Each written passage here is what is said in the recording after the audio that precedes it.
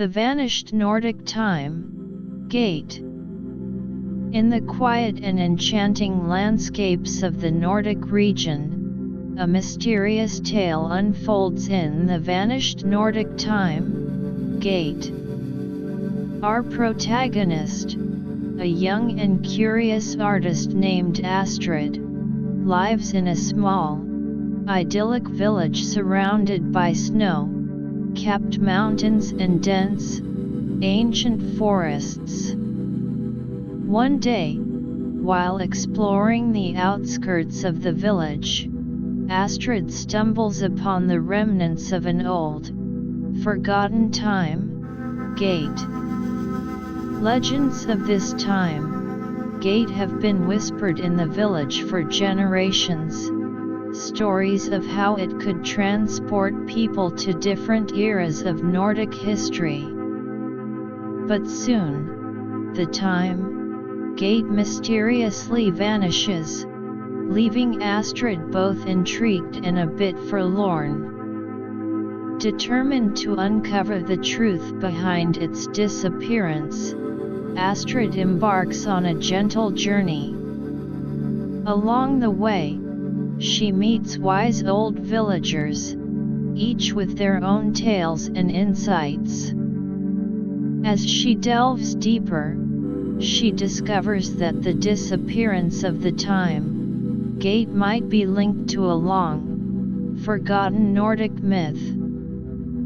Through her exploration, Astrid not only gets closer to solving the mystery but also experiences the beauty and tranquility of the Nordic way of life. The story is a slow-paced, gentle exploration filled with the charm of Nordic nature, soft, spoken characters, and a mystery that unfolds at a soothing rhythm, perfect for those seeking relaxation and a peaceful slumber. Chapter 1: The Enigmatic Encounter. Astrid's days in the small Nordic village of Frosthaven were typically a gentle rhythm of artistic pursuits and exploration of the surrounding wintry landscapes. Nestled between snow-capped mountains and dense, ever-green forests, Frosthaven was a place where time seemed to flow at a leisurely pace, and the beauty of nature was both a constant companion and an endless source of inspiration. Astrid woke up to the soft, diffused light of the Nordic winter morning filtering through the thin curtains of her cottage. The air was cold, but a warm, cozy feeling filled the small room, thanks to the dying embers in the fireplace. She stretched lazily, her mind still clouded with the remnants of a dream where she was wandering through an ancient forest filled with glowing trees. After a moment, she sat up and rubbed her eyes. The events of the previous day came rushing back to her. The discovery of the strange circular structure in the forest. Could it really be the legendary Nordic time gate? The thought sent a shiver of excitement down her spine. She climbed out of bed and padded over to the small window. Outside, the world was a blanket of white. The snow-covered roofs of the other cottages in the village peeked out from beneath the weight of the fresh snowfall. The trees in the forest beyond stood like silent sentinels, their branches heavy with snow. Astrid quickly dressed in warm layers, a thick woolen dress, a pair of fur-lined boots, and a heavy cloak. She then made her way to the small kitchen area of her cottage. There, she prepared a simple breakfast of freshly baked rye bread, a slab of rich, creamy cheese, and a cup of warm, spiced tea. As she ate, she couldn't help but think about the time gate. What secrets did it hold? And why had it appeared in the forest near her village? Once she had finished her breakfast, Astrid grabbed her sketchbook and a set of charcoal pencils.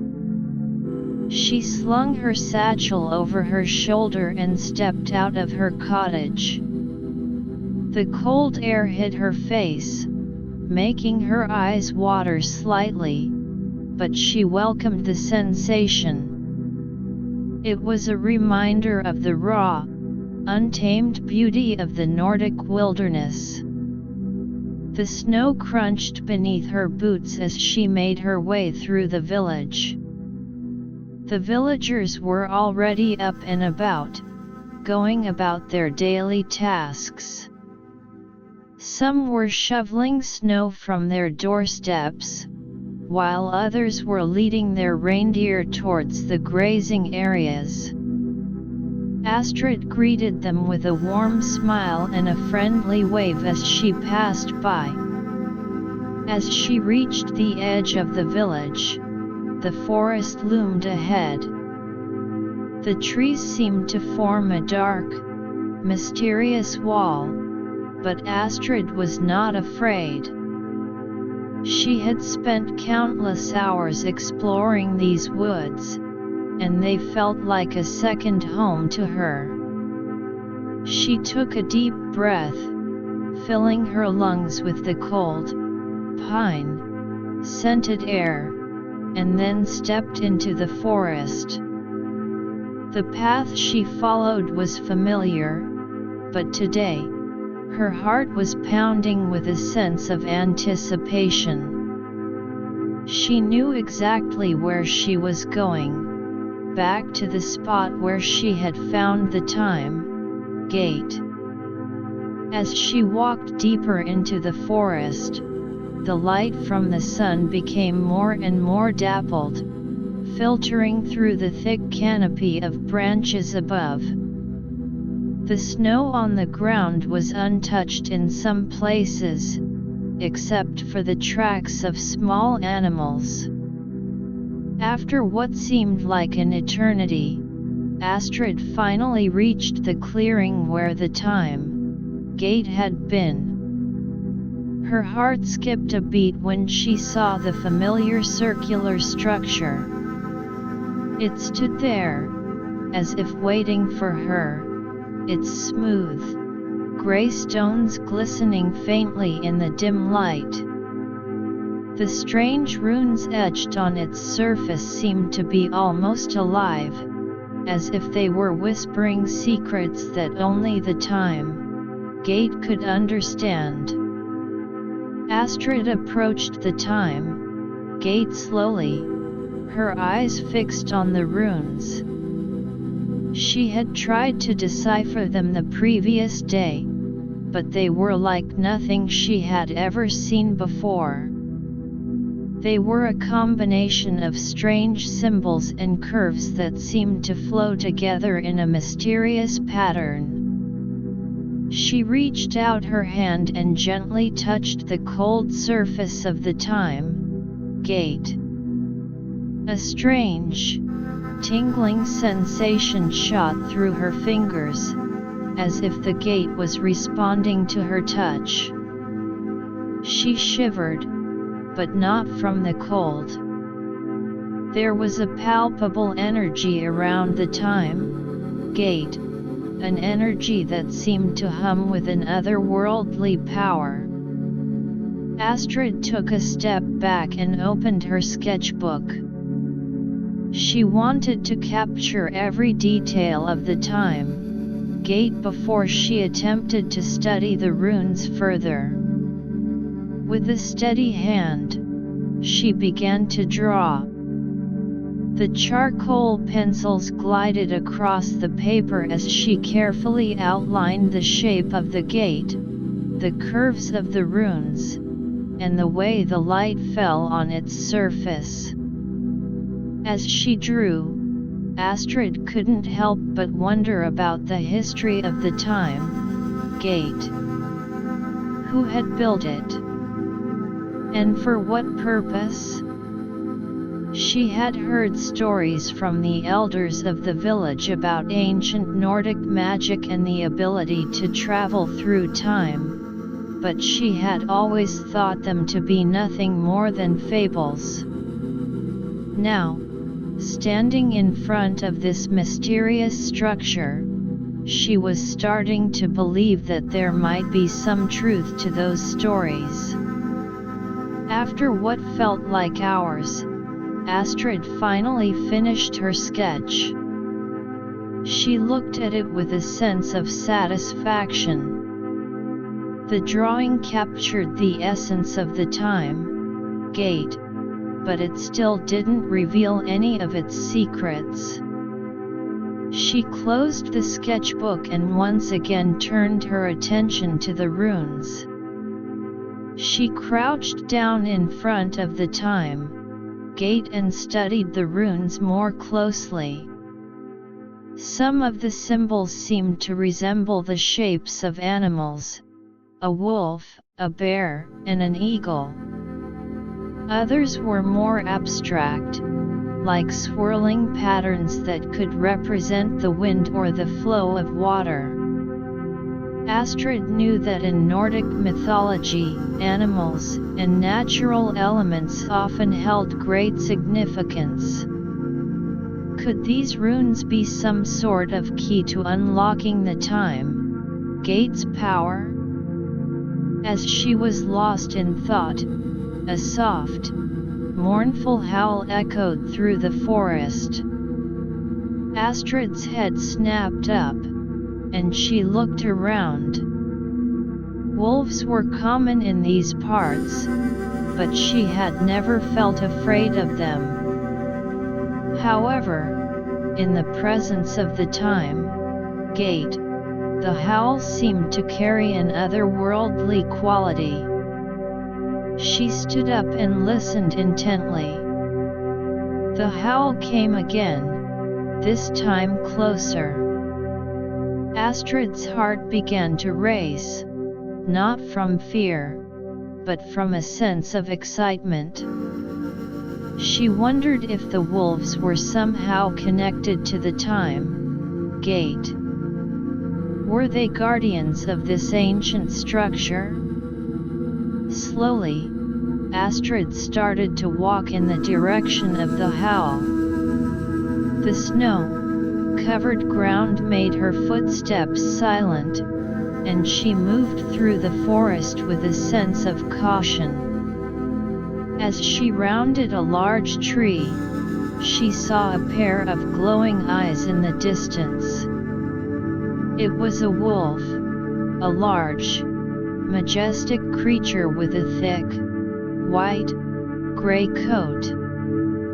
The wolf stared at her, its eyes unblinking. Astrid stared back, not daring to move. There was a strange connection between them, as if the wolf was sizing her up. After a moment, the wolf let out a soft growl, but it didn't seem aggressive. It was more like a warning. Astrid took a deep breath and slowly reached into her satchel. She pulled out a small piece of dried meat that she had brought with her. She held it out towards the wolf, hoping to show that she meant no harm. The wolf's ears perked up, and it took a few hesitant steps towards her. As the wolf approached, Astrid could see its powerful muscles rippling beneath its fur. It was a magnificent creature, and she couldn't help but feel a sense of awe. The wolf stopped a few feet away from her and sniffed the air. Then, it slowly took the piece of meat from her hand. After it had eaten the meat, the wolf looked at her again. This time, the look in its eyes was different. It seemed almost friendly. Astrid reached out her hand, very slowly, and stroked the wolf's head. The wolf didn't flinch, and Astrid felt a strange bond forming between them. Suddenly, the wolf turned and started to walk away. Astrid watched it go, a bit disappointed. But then, the wolf stopped and looked back at her, as if inviting her to follow. Astrid hesitated for a moment, but then decided to follow the wolf. She had a feeling that it might lead her to something important. The wolf led her through the forest, deeper and deeper. The trees seemed to close in around them, and the light became even dimmer. Astrid followed the wolf, her heart pounding with a mix of excitement and trepidation.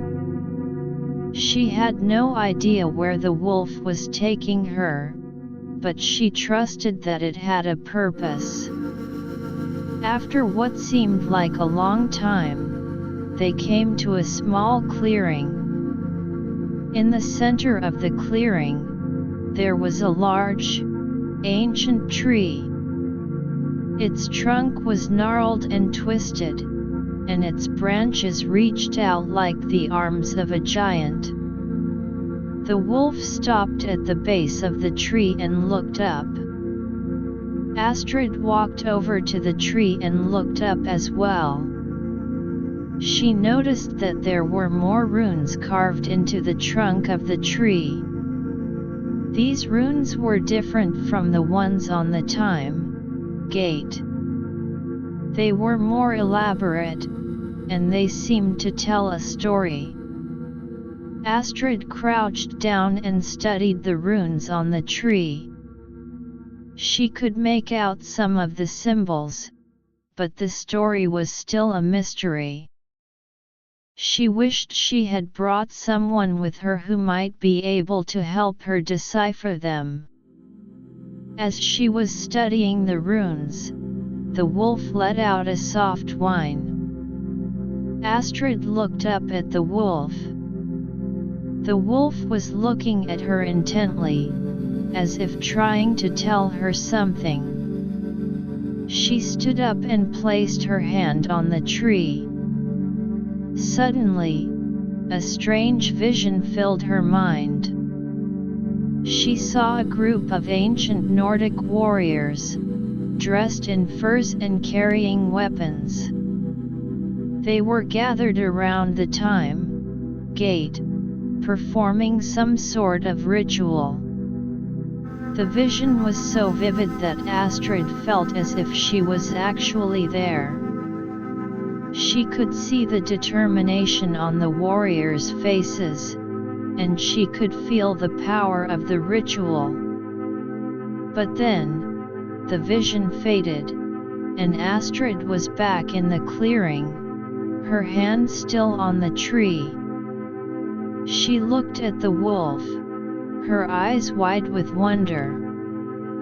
"What was that?" she asked, as if the wolf could understand her. The wolf just stared back at her, its eyes calm and wise. Astrid knew that she had just had a glimpse into the past, a glimpse that was somehow related to the time gate. She decided that she needed to learn more about these ancient rituals and the history of the time gate. She thanked the wolf and started to make her way back to the time gate. When she reached the time gate, she took one last look at it.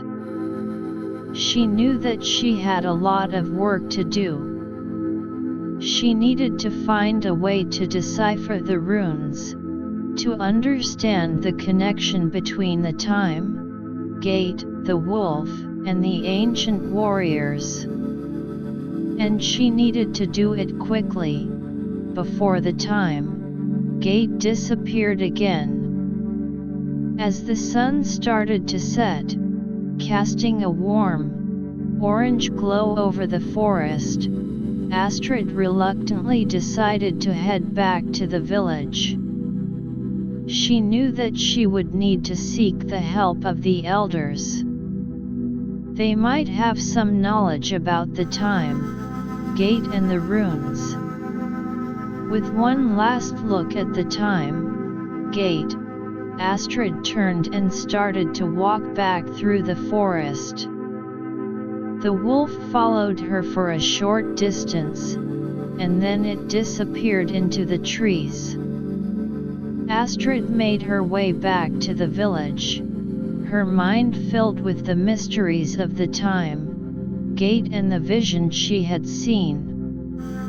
She couldn't wait to share her discoveries with the elders and start the journey of unlocking the secrets of the Nordic time, gate.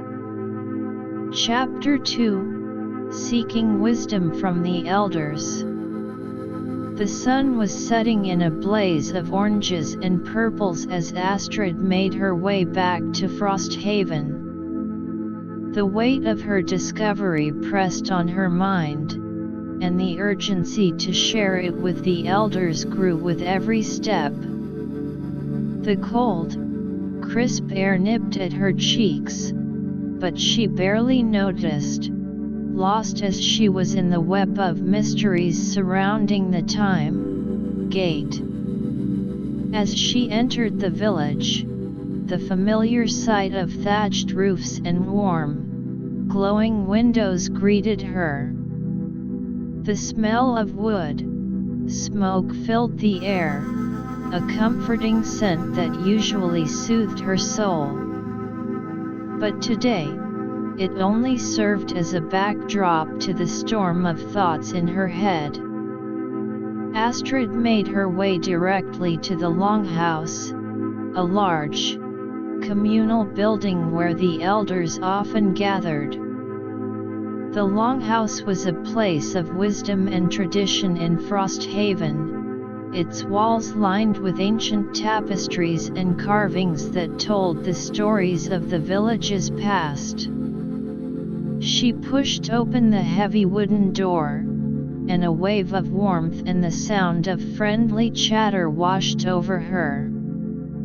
The elders were sitting around a large, central fireplace, sipping on mugs of hot mead and sharing stories. Their faces, weathered by years of life in the harsh Nordic climate, were illuminated by the flickering firelight. Elder Bjorn, the eldest and most respected of the elders, looked up as Astrid entered. His eyes, a deep, wise blue, crinkled at the corners in a smile. "Astrid, my dear," he said, his voice like the rumble of distant thunder. "What brings you to us at this hour?" Astrid took a deep breath, suddenly feeling a bit nervous. She had never been one to seek the spotlight, but the importance of her discovery left her with no choice. "Elder Bjorn, and all of you," she began, her voice a bit shaky at first but growing stronger as she continued. "I have made a discovery in the forest. I found what I believe to be the legendary Nordic time, gate." A hush fell over the Longhouse. The elders exchanged surprised glances, and a murmur of excitement rippled through the room. Elder Bjorn motioned for Astrid to come closer. "Tell us, child," he said, his tone serious but encouraging. "Tell us everything you saw." Astrid stepped forward and recounted her tale. She described the strange, circular structure, the mysterious runes etched into its surface, and the encounter with the wolf. She also told them about the vision she had seen when she touched the ancient tree in the forest.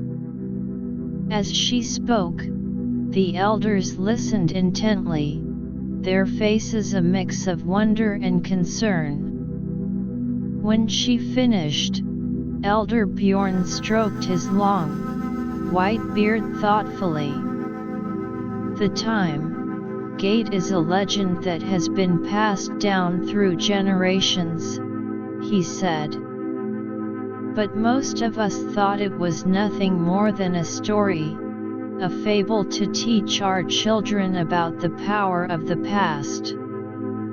Elder Ingrid, a woman with a kind face and sharp eyes, nodded.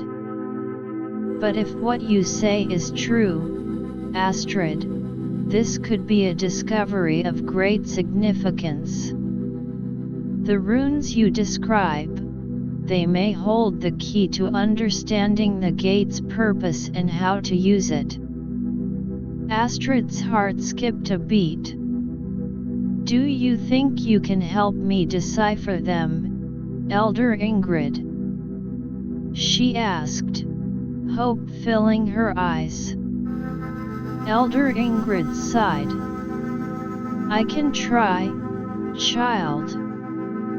But the runes of the time gate are said to be written in an ancient form of Nordic script, one that is very difficult to understand. We may need to consult the old texts in the village library." Astrid's spirits lifted at the mention of the library. She had spent many hours in the library, poring over old books and manuscripts, but she had never come across anything related to the time gate. "I'll go there first thing in the morning," she said. Elder Bjorn nodded. "Good. But be careful, Astrid. The time gate is a powerful and mysterious thing. We don't know what forces may be at work around it. And the vision you saw, it may be a warning." Astrid shivered at the thought. She had been so focused on the mystery of the time gate that she hadn't considered the potential dangers. "I will, Elder Bjorn," she said. "I'll be very careful." The elders then began to discuss among themselves, sharing their own stories and legends about the time gate. Astrid listened intently, soaking up every word. She learned that according to some legends, the time gate was built by the gods themselves, a way for them to communicate with the mortal world and to guide the fates of the Nordic people. Other stories told of how the gate could be used to travel to different eras, to witness great battles and events from the past. As the night wore on, Astrid realized how much she still had to learn. The time gate was not just a strange, ancient structure in the forest. It was a portal to a world of secrets and mysteries, a world that could change everything she knew about her village, her people, and the history of the Nordic region.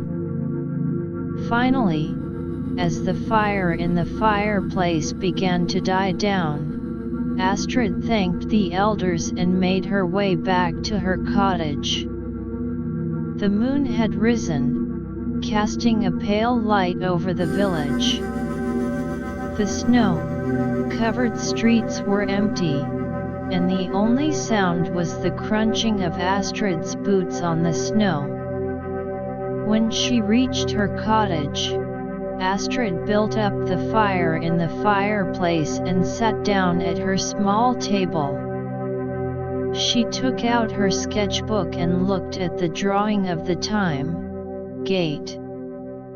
The runes stared back at her, a silent challenge. She knew that deciphering them would not be easy, but she was determined.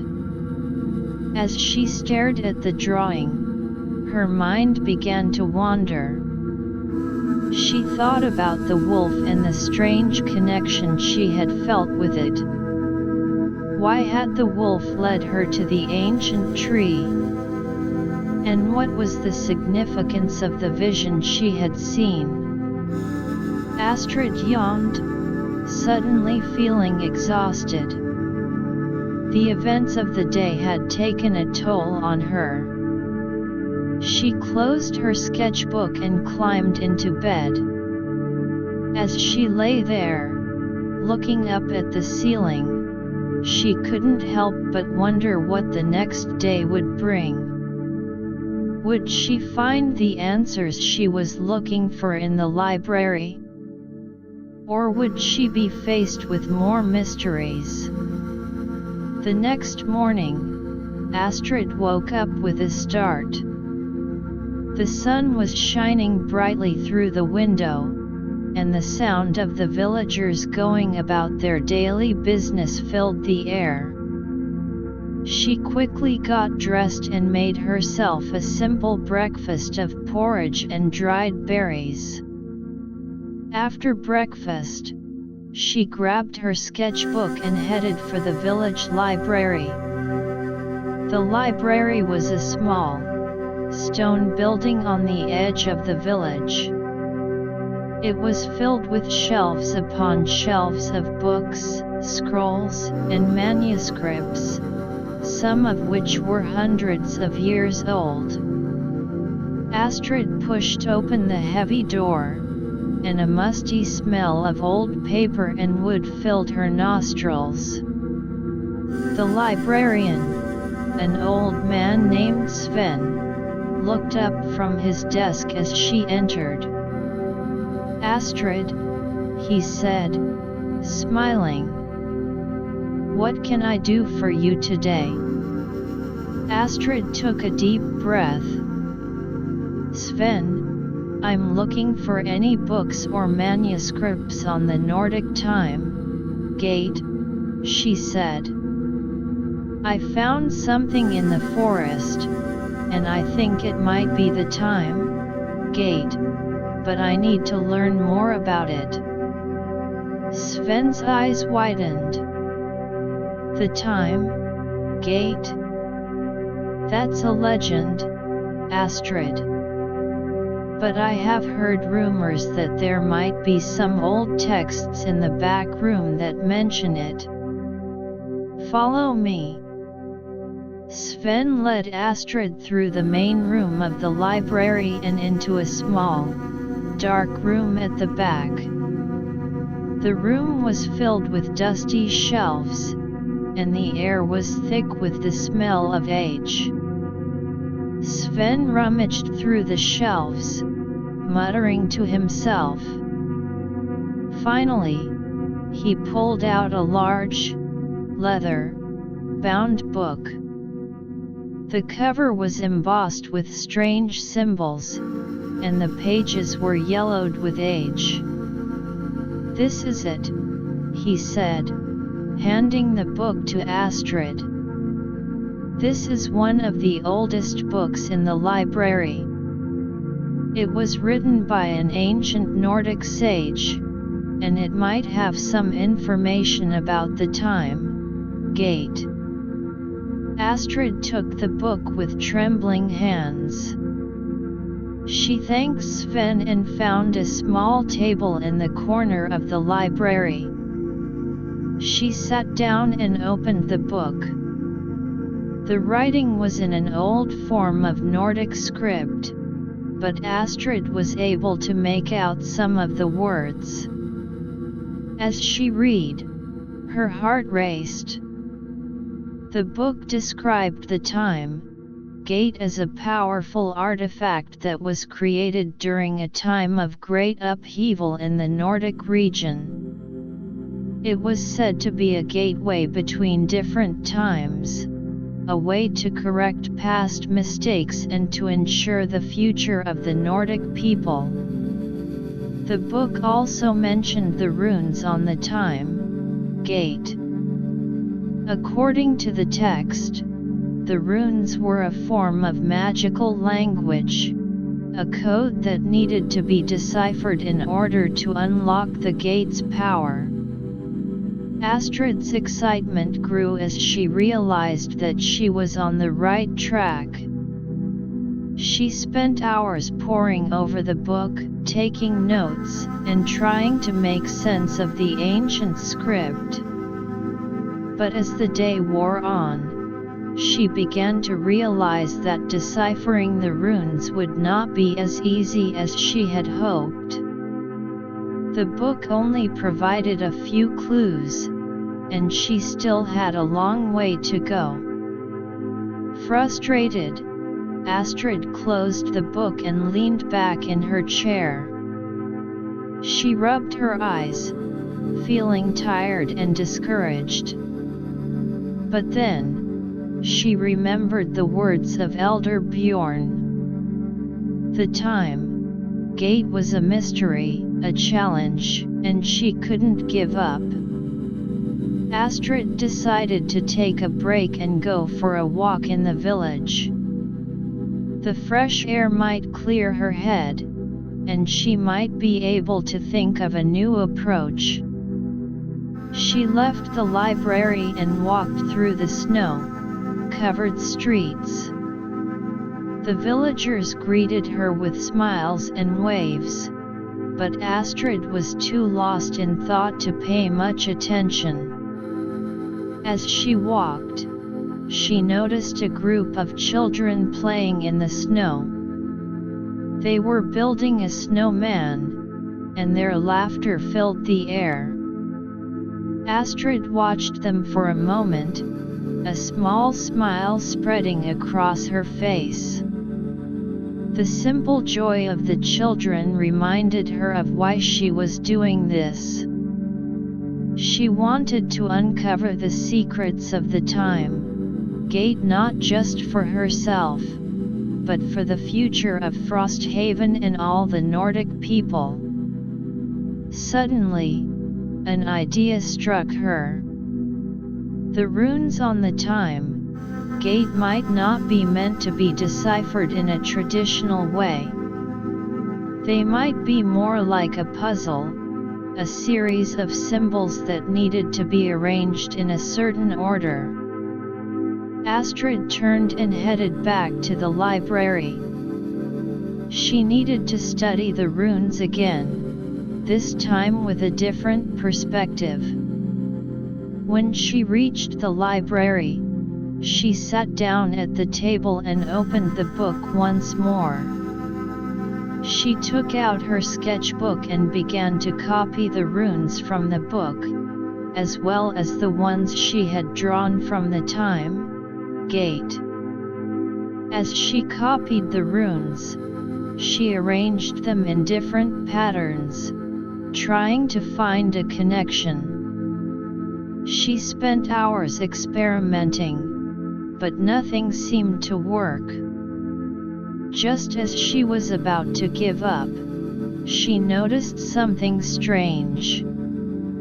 Some of the runes seemed to form a pattern when she rotated them. Astrid's heart raced as she realized that she might be onto something. She continued to rotate and arrange the runes, and slowly, a pattern began to emerge. It was a complex pattern, but she could see that it was leading to something. With a sense of excitement, Astrid continued to work on the pattern. She knew that she was getting closer to deciphering the runes, and with that, she might be one step closer to unlocking the secrets of the time gate. As the sun began to set once again, Astrid looked up from her work. She was exhausted, but she was also filled with hope. She had made progress today, and she was determined to continue until she had solved the mystery of the time gate. Chapter 3: Unraveling the Runes and New Mysteries. The evening sun cast a warm, golden glow through the library windows as Astrid continued her intense study of the runes. Her eyes were fixed on the patterns she had painstakingly arranged on the table, a mix of the runes from the ancient book and those she had sketched directly from the time gate.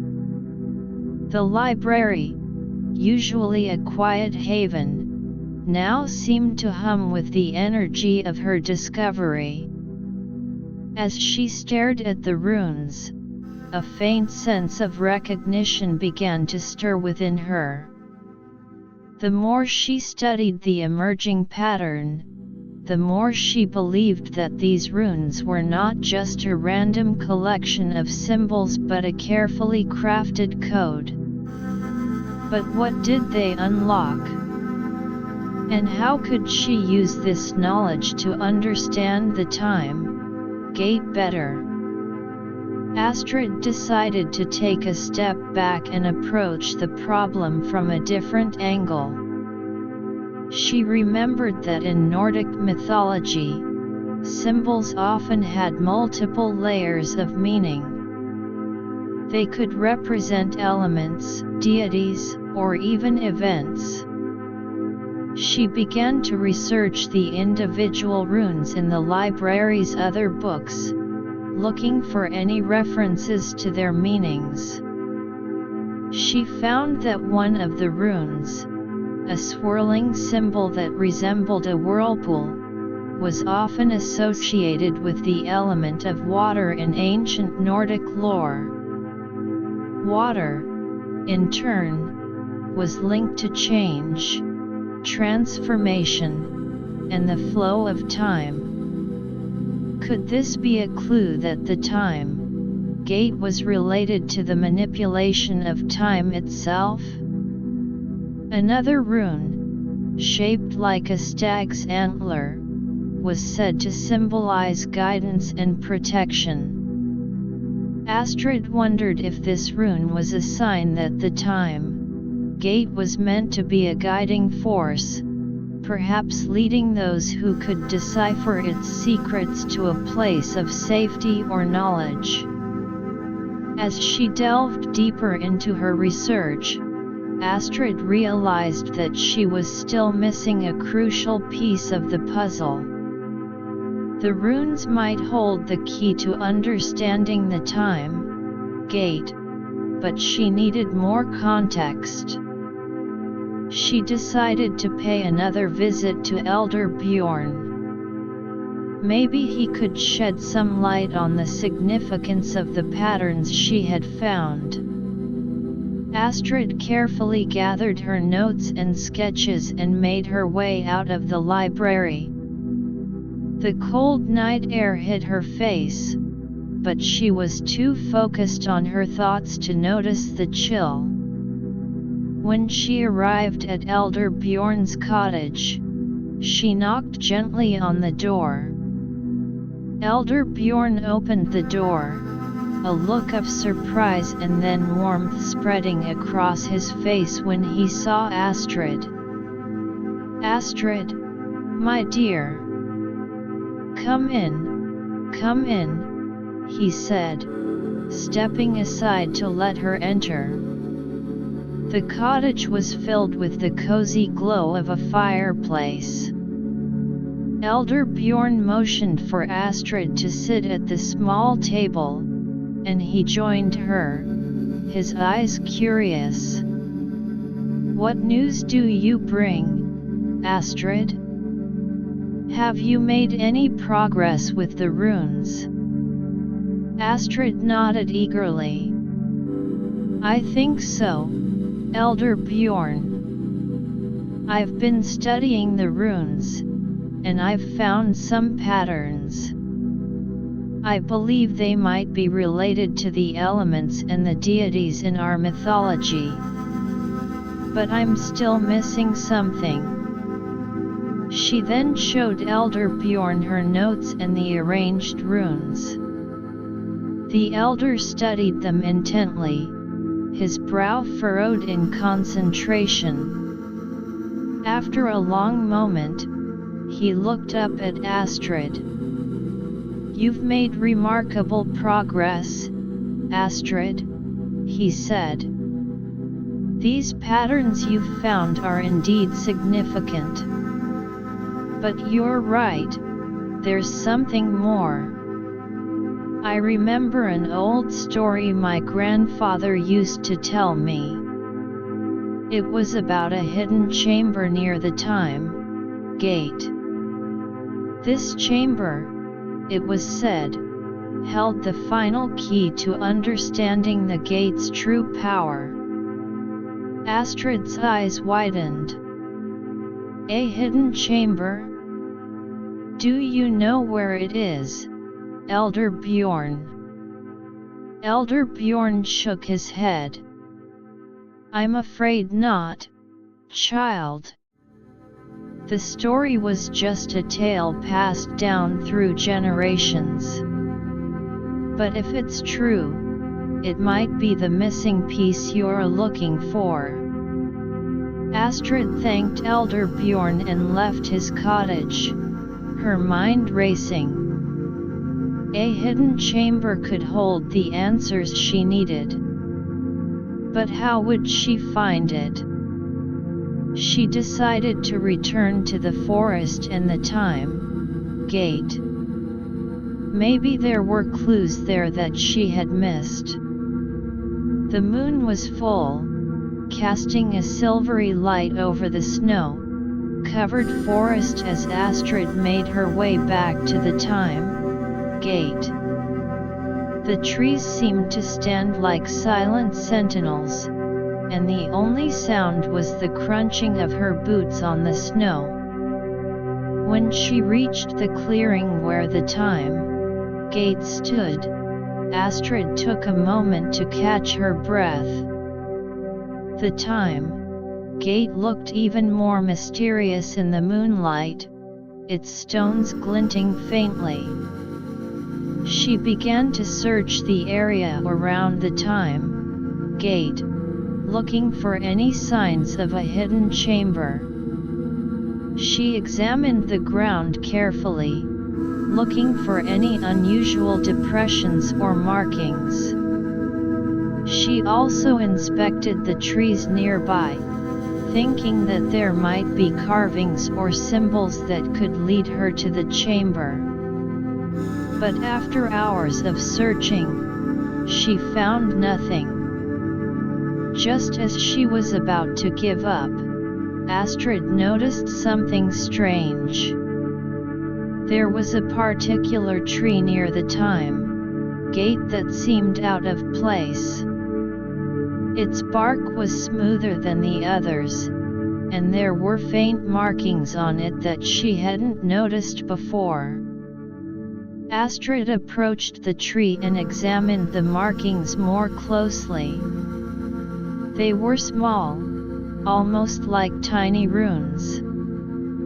She took out her sketchbook and copied them down. As she did, she realized that these markings were different from the ones on the time gate, but they might be related.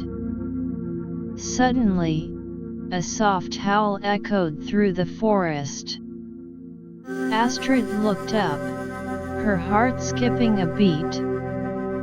It was the wolf from before. The wolf emerged from the shadows and walked towards her. its eyes glowing in the moonlight. Astrid smiled. "Hello, old friend," she said softly. The wolf stopped in front of her and looked at the tree, then back at her. It let out a soft growl, as if trying to tell her something. Astrid followed the wolf's gaze back to the tree. Could the wolf be trying to tell her that the tree held the key to finding the hidden chamber? She decided to take a chance. She began to run her hands over the tree trunk, feeling for any hidden mechanisms or openings. After a few moments, her fingers touched a small, raised bump on the tree. She pressed it, and to her surprise, a section of the tree trunk slid open, revealing a small passageway. The wolf let out a soft bark and entered the passageway. Astrid took a deep breath and followed. The passageway was dark and narrow, and the air was thick with the smell of earth and old wood. Astrid followed the wolf, her heart pounding with excitement and a touch of fear. She had no idea what lay ahead, but she knew that she was getting closer to the answers she sought. As they walked deeper into the passageway, a faint light began to glow in the distance. As they approached, Astrid saw that the passageway opened into a small chamber. The chamber was filled with strange, glowing crystals that provided a soft, otherworldly light. In the center of the chamber, there was a pedestal. On the pedestal, there was a small, circular disc made of a strange, metallic substance. The disc was covered in runes that were similar to the ones on the time gate but more elaborate. Astrid approached the pedestal, her eyes fixed on the disc. She knew that this was the missing piece she had been looking for. But what did it do? She reached out to pick up the disc, and as she did, a surge of energy coursed through her body. The runes on the disc began to glow brightly, and a vision filled Astrid's mind. She saw a series of images, ancient Nordic ceremonies, battles, and a great, glowing time gate that seemed to connect different eras. She also saw herself, standing in front of the time gate, using the disc to unlock its power. When the vision ended, Astrid opened her eyes. She looked at the disc in her hand, a new sense of determination filling her. She now had a better understanding of what she needed to do. She had to use the disc to decipher the remaining runes on the time gate and unlock its power. Astrid carefully placed the disc in her satchel and made her way out of the chamber. The wolf followed her. When they emerged from the passageway, Astrid closed the hidden door in the tree. She looked at the wolf and smiled. "Thank you," she said. "You've helped me more than you know." The wolf let out a soft whine and then disappeared into the forest. Astrid made her way back to the village, her mind filled with the images from the vision and the knowledge of the task ahead. She knew that unlocking the time gate's power would not be easy, and there were still many mysteries to unravel. But she was ready to face whatever challenges came her way. Back in her cottage, Astrid sat at her table and took out the disc. She studied the runes on it, comparing them to the ones she had already deciphered. She realized that the disc was some sort of key, a tool that would help her make sense of the time, Gate's complex runic language. As she was studying the disc, a knock came at her door. Astrid opened the door to find Elder Ingrid standing there. "Astrid," Elder Ingrid said, her face serious. "I've been thinking about the runes, and I might have found something. Can I come in?" Astrid welcomed Elder Ingrid inside and showed her the disc. Elder Ingrid's eyes widened when she saw it. "This is incredible, Astrid. Where did you find it?" Astrid told her about the hidden chamber and the vision she had seen. Elder Ingrid listened intently, her mind working. "This disc could be the key to unlocking the time, Gate's power," she said. "But we need to be careful. We don't know what kind of power we're dealing with." The two of them spent the rest of the night studying the disc and the runes. They compared notes and theories, trying to piece together the final part of the puzzle. As the night turned into dawn, Astrid and Elder Ingrid had made some progress, but there was still much to do. Astrid knew that the next step was to return to the time gate with the disc and attempt to unlock its power. But she also knew that she couldn't do it alone. She needed the help of the elders and the other villagers. She decided to call a meeting in the longhouse to share her findings and to plan their next move.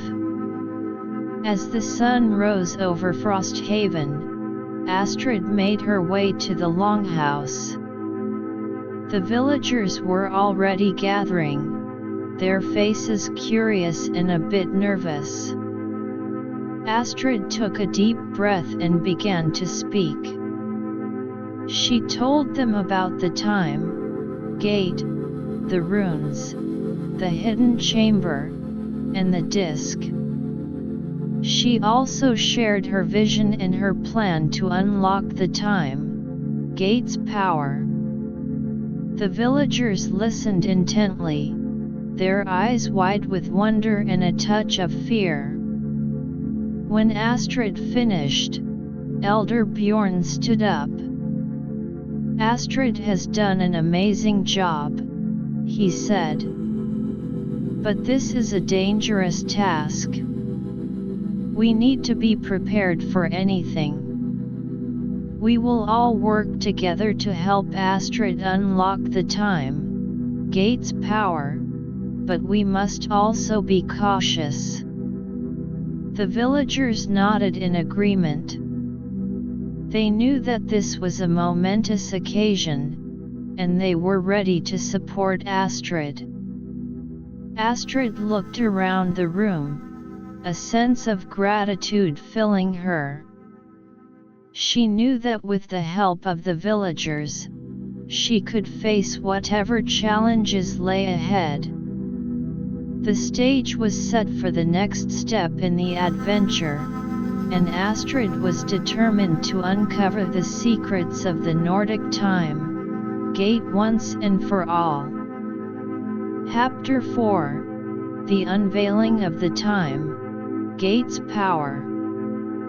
The air in the longhouse was thick with anticipation as Astrid finished sharing her story and proposed plan. The villagers of Frosthaven, a tight-knit community accustomed to the rhythms of the Nordic seasons and the simple joys of their isolated life, now found themselves on the cusp of something extraordinary. The idea of unlocking the power of the fabled time gate was both exhilarating and terrifying.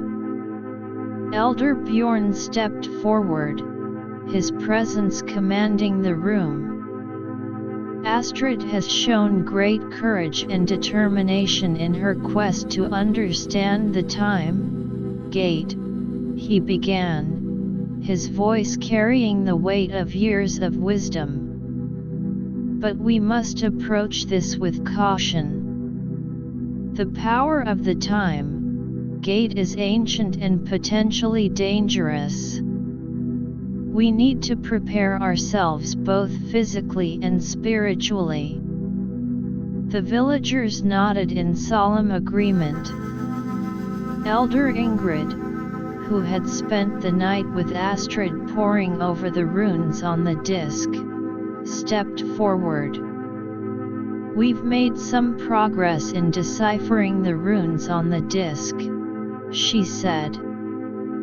But we still need to study them further. We'll need all the knowledge we can gather from our ancient texts to ensure we use the disc correctly. Astrid took a deep breath.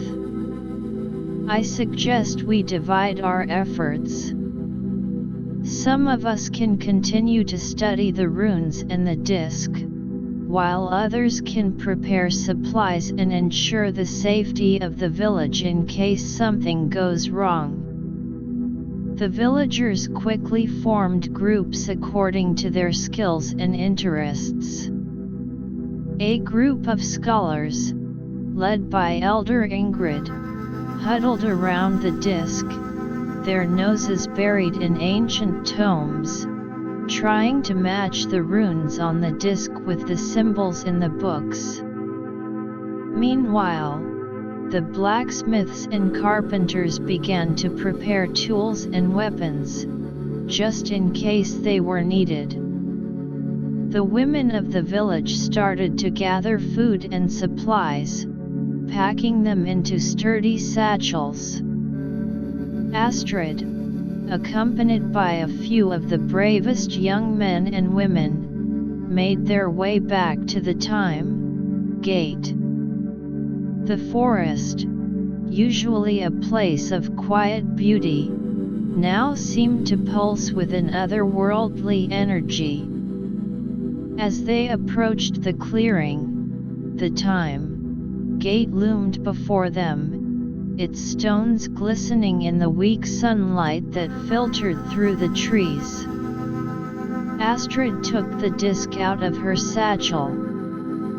The runes on it seemed to throb with a faint light, as if responding to the proximity of the time gate.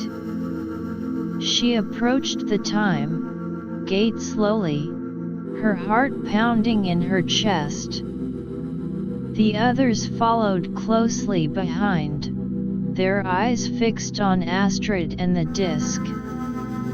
When she reached the time gate, Astrid looked for a place to insert the disc. After a moment of careful examination, she noticed a small indentation on the side of the gate, shaped exactly like the disc. With a deep breath, she placed the disc into the indentation. The moment the disc clicked into place, the runes on the time gate flared to life. A bright, blinding light filled the clearing, forcing everyone to shield their eyes. The ground began to tremble, and a strange, humming sound filled the air. Astrid felt a powerful force pulling at her, as if the time gate was trying to draw her in. She held on tightly to the time gate, her fingers digging into the cold stone. The others rushed to her side, grabbing hold of her to keep her from being pulled in. As the light and the trembling subsided, Astrid opened her eyes. The time gate now looked different. The runes were no longer just etchings on the stone but seemed to be alive, moving and shifting in a complex pattern. Astrid turned to the others. I think the time gate is now ready to be activated, but we need to be careful. We don't know what will happen when we do. Just then, a soft howl echoed through the forest. The wolf, Astrid's mysterious guide, emerged from the trees. It walked up to Astrid and looked at the time gate, then back at her. Astrid had a feeling that the wolf was trying to tell her something. She knelt down beside the wolf. What is it, friend? Do you know what we should do? The wolf let out a series of soft growls and then nudged Astrid towards the time gate. Astrid stood up and looked at the time gate again. She noticed that some of the runes were now glowing more brightly than the others. She remembered the patterns she and Elder Ingrid had studied. Could these be the activation runes? With a sense of determination, Astrid reached out and touched one of the glowing runes. As her finger made contact with the rune, a jolt of energy shot through her body, but this time, she was ready for it. She focused her mind and touched the other glowing runes in the order she had deduced from her studies. As she touched the last rune, the time gate let out a deep, resonant hum. The air around the gate began to shimmer, and a swirling portal of light appeared in the center of the gate. The portal was filled with images of different landscapes, some of them ancient and some that Astrid had never seen before. The villagers gasped in awe. Astrid turned to them, her eyes wide with excitement. I think this is it. This is the portal that will allow us to travel through time.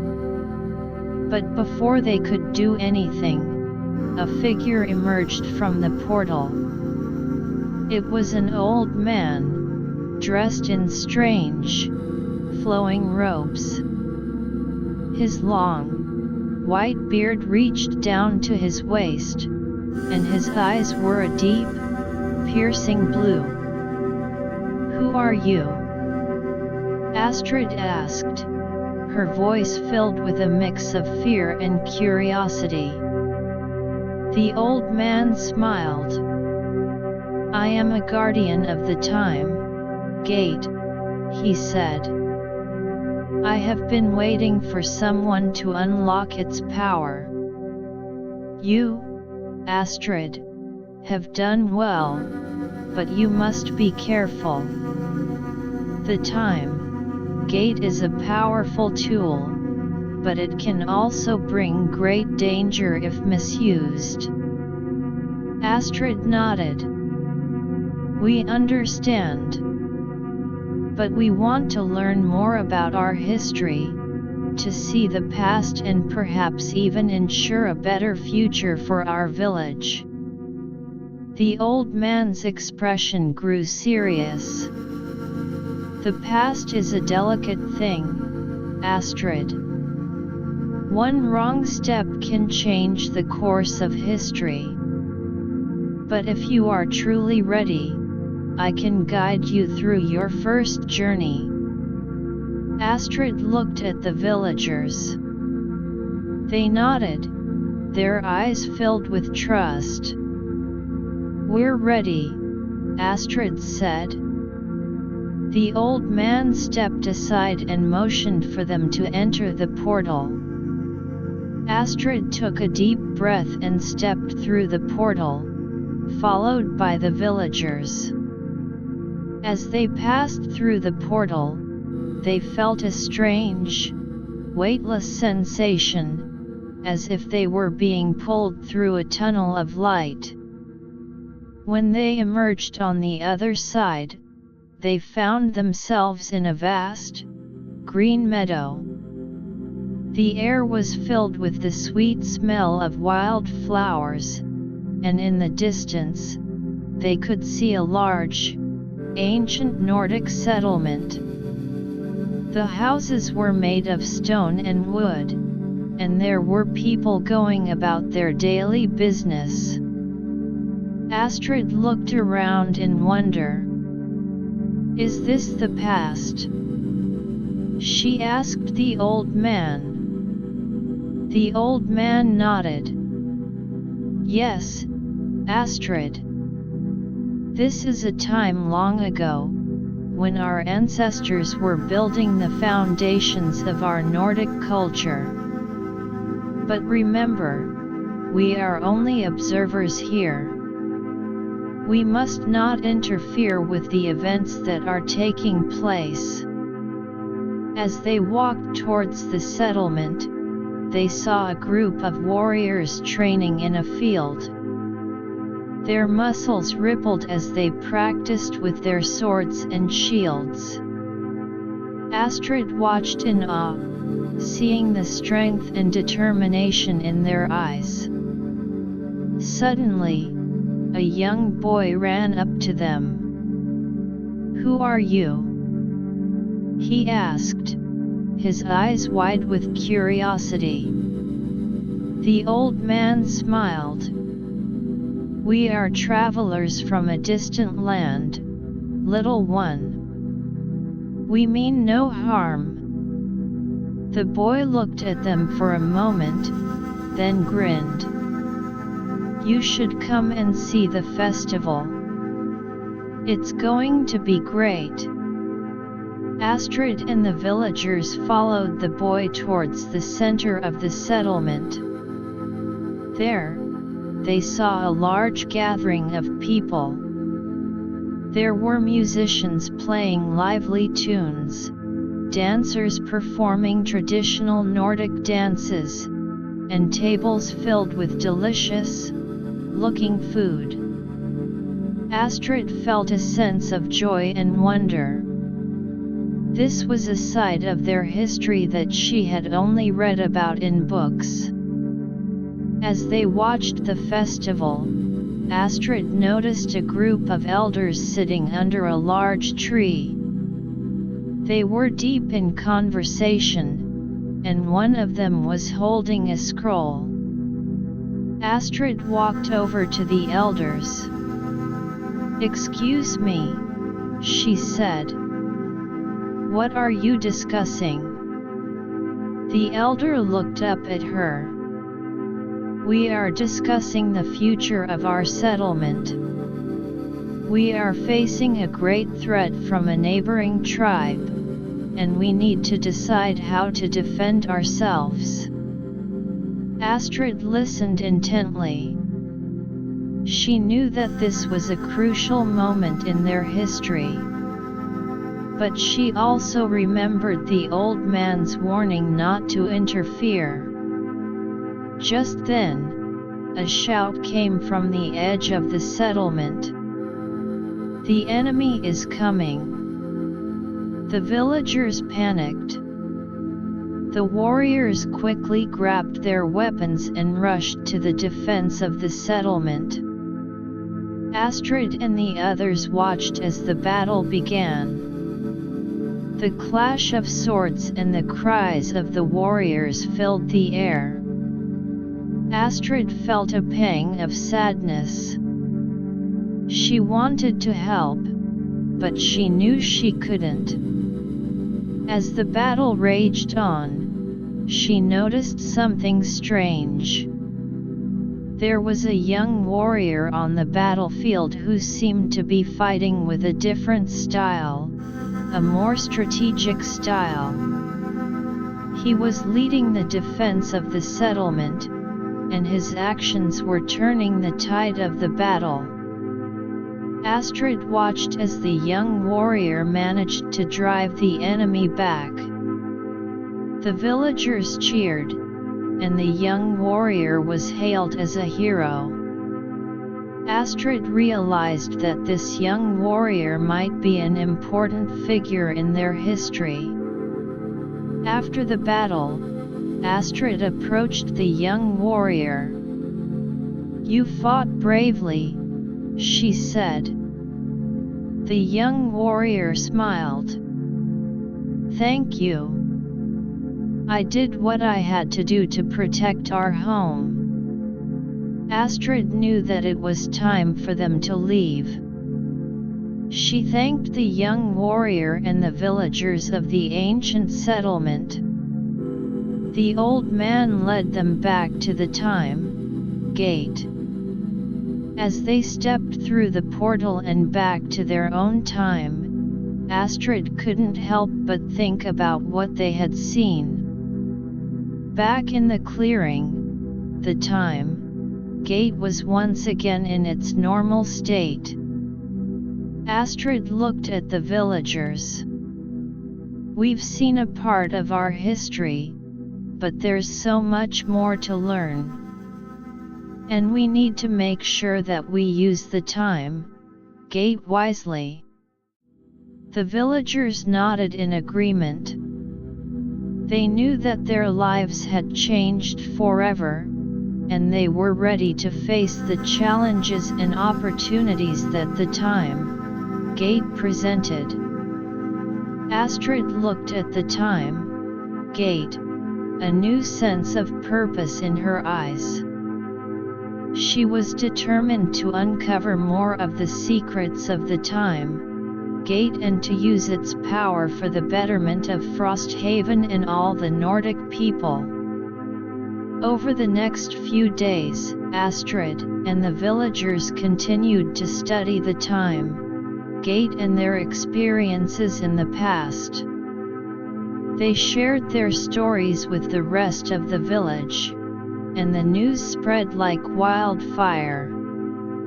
Other villages in the region heard about the time gate and sent emissaries to Frosthaven to learn more. Astrid, with the help of the elders, began to organize a system for using the time gate. They decided that only a select group of people, those who had been trained in the history and the proper use of the time gate, would be allowed to travel through it.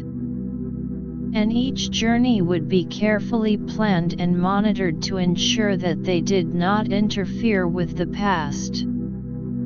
As the weeks passed, Astrid led more journeys through the time gate. They visited different eras of Nordic history, learning about the great battles, the cultural traditions, and the wisdom of their ancestors. Each journey was a new discovery, a new lesson in the rich tapestry of their heritage. But as they delved deeper into the past, Astrid began to notice something strange. There were signs that someone or something had been interfering with the timeline. Small details in the past seemed to be different from what they should have been, according to the ancient texts. Astrid knew that this was a serious problem. If someone was tampering with the timeline, it could have disastrous consequences for the present and the future. She called a meeting of the elders and the time gate council. "We have a problem," she said. I think someone is interfering with the timeline. We need to find out who or what is doing this and stop them before it's too late."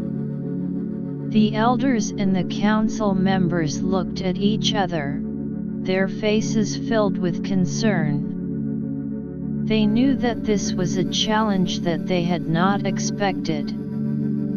But they were determined to face it. With Astrid leading the way, they set out to uncover the mystery of the timeline interference and to protect the integrity of their history and their future. Chapter 5: The Hunt for the Timeline Manipulator. The news of possible timeline interference cast a shadow of unease over Frosthaven. Astrid, the elders, and the newly formed Time Gate Council gathered in the Longhouse, their faces etched with concern. The once exciting discovery of the Time Gate now seemed to carry a heavy burden of responsibility. Elder Bjorn broke the silence. If someone is tampering with the timeline, it could have far-reaching consequences. Our entire history, and by extension our present and future, could be at stake. Astrid nodded. I've been thinking about where to start. The first step is to retrace our steps through the Time Gate. There must be some clue in the eras we've visited. The council members agreed, and preparations were made for another journey through the Time Gate. Astrid, along with a team of scholars and a few skilled warriors for protection, readied themselves. The Time Gate, standing in the forest clearing, seemed to hum with an even more mysterious energy as they approached. Astrid inserted the disc, and with a familiar glow and tremble, the portal opened. They stepped through, emerging once again in the ancient Nordic settlement they had visited before. The meadow was as green as ever, and the sounds of the settlement carried on the breeze. This time, they were on a mission. Astrid led the group towards the center of the settlement, where they had first encountered the villagers during the festival. As they walked, Astrid noticed small details that seemed off. The layout of the houses was slightly different, and the people's clothing had some unfamiliar patterns. They approached an old woman sitting outside her house, spinning wool. Astrid greeted her politely and asked if anything unusual had happened in the settlement recently. The old woman looked up, her eyes clouded with thought. "Strange things, yes," she said. "A few days ago, a man came through. He was dressed in strange clothes, not like ours. He asked many questions about our history, about the battles we've fought, and the leaders we've had." Astrid exchanged a look with the others. This could be the person they were looking for. "What did he look like?" she asked. The old woman described a tall man with a long, black cloak and a wide, brimmed hat that shadowed his face. He had a strange device in his hand, she added. It glowed with a blue light. Astrid thanked the old woman and led the group away. "We need to find this man," she said. "He might be the one interfering with the timeline." They began to search the settlement, asking the villagers if they had seen the man. One young boy said he had seen the stranger walking towards the edge of the forest. The group followed the boy's directions, entering the thick forest. The forest was quiet, the only sounds being the crunch of leaves under their feet and the occasional chirping of birds. As they walked deeper, they came across a clearing. In the center of the clearing, there was a strange, circular structure made of a shiny, metallic material. It was not like anything they had seen in this era. Astrid approached the structure cautiously.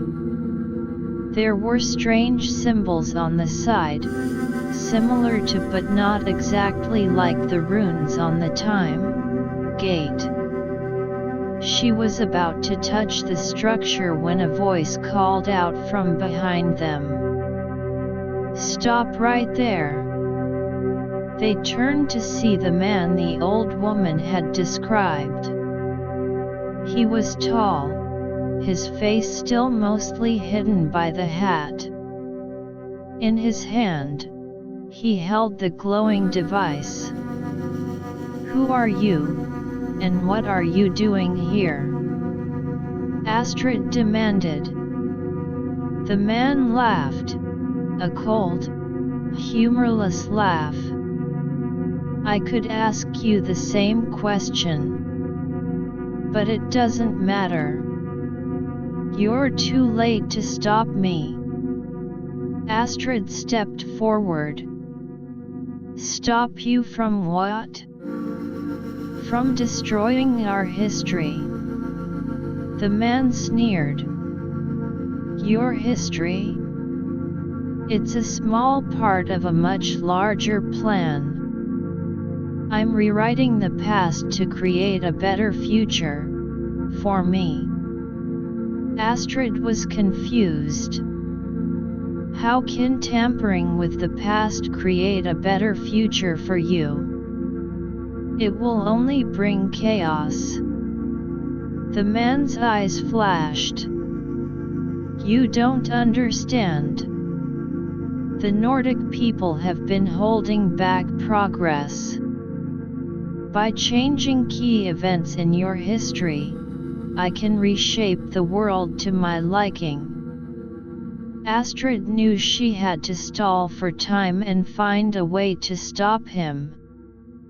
"What makes you think you can get away with this? The time gate has its own guardians, and they won't let you succeed." The man laughed again. "The guardians are a myth. There's no one to stop me now." As they talked, Astrid signaled to the warriors in her group. They slowly began to circle the man, trying not to draw his attention. Suddenly, the man seemed to sense the movement. He pointed the glowing device at the warriors. A beam of blue light shot out, knocking them to the ground. Astrid gasped. "You'll pay for this!" she shouted. She reached for the disc in her pocket, hoping to use the time gate's power against him. But the man was too quick. He aimed the device at Astrid, and another beam of light hit her. She felt a strange, numbing sensation, and her legs gave way.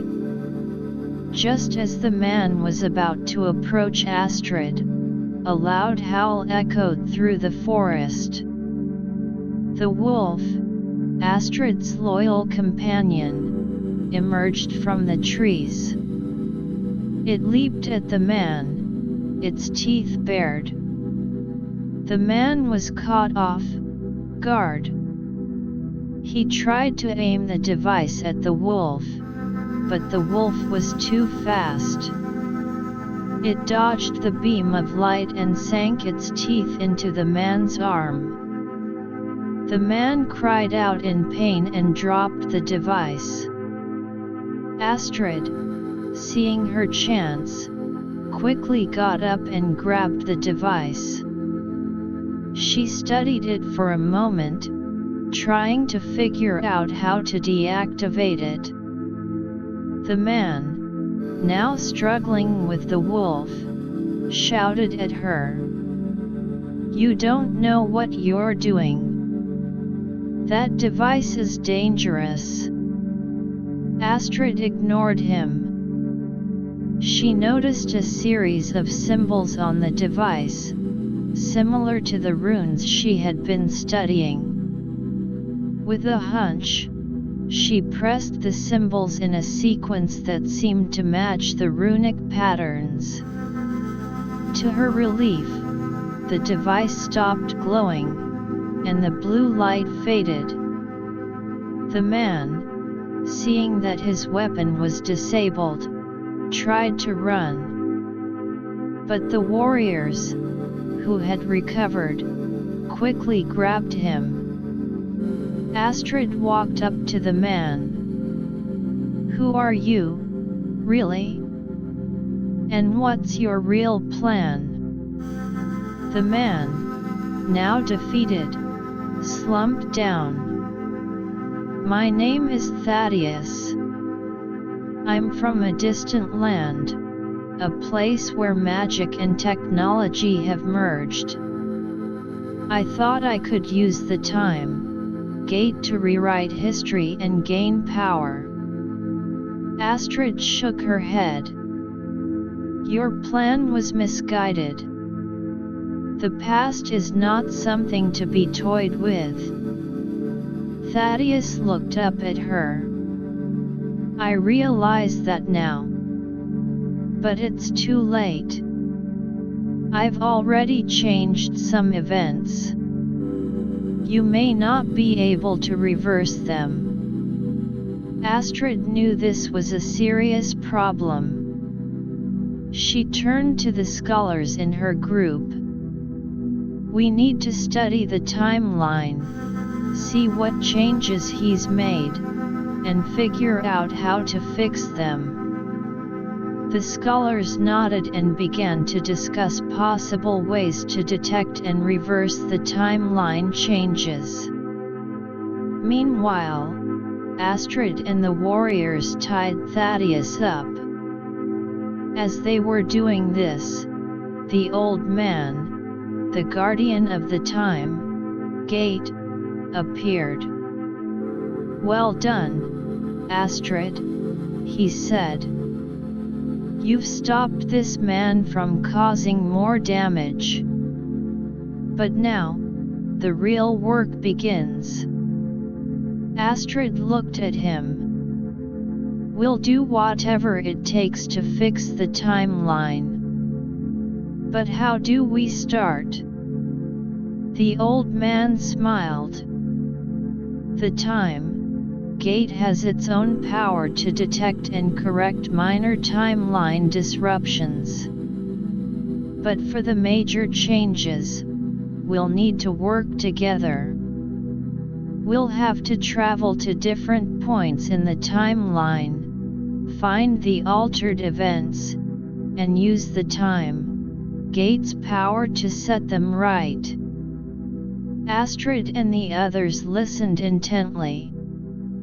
This was going to be a difficult and dangerous task, but they were determined. The old man led them back to the time gate.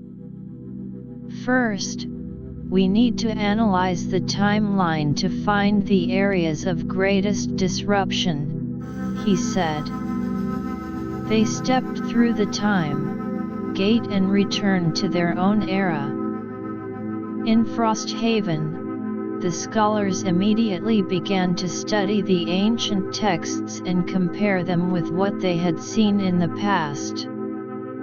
They used a combination of magic and old-fashioned research to map out the changes in the timeline. After hours of work, they identified 3 major points in the timeline that had been altered. The first was a battle between 2 Nordic tribes that had been won by a different tribe than it should have been. The second was the discovery of a powerful magical artifact that had been misappropriated. And the third was the founding of a village that had been completely erased from history. Astrid, the old man, and a select team of scholars and warriors prepared to travel back through the time gate to fix these changes. They knew that each journey would be fraught with danger, as they would be interfering with events that had already been set in motion. The first stop was the era of the battle. As they stepped through the time gate, they found themselves on the outskirts of the battlefield. The sounds of clashing swords and shouts filled the air. Astrid saw that the wrong tribe was indeed winning the battle. She turned to the old man. "How do we change this?" The old man took out a small, glowing crystal. This crystal has the power to influence events without directly interfering.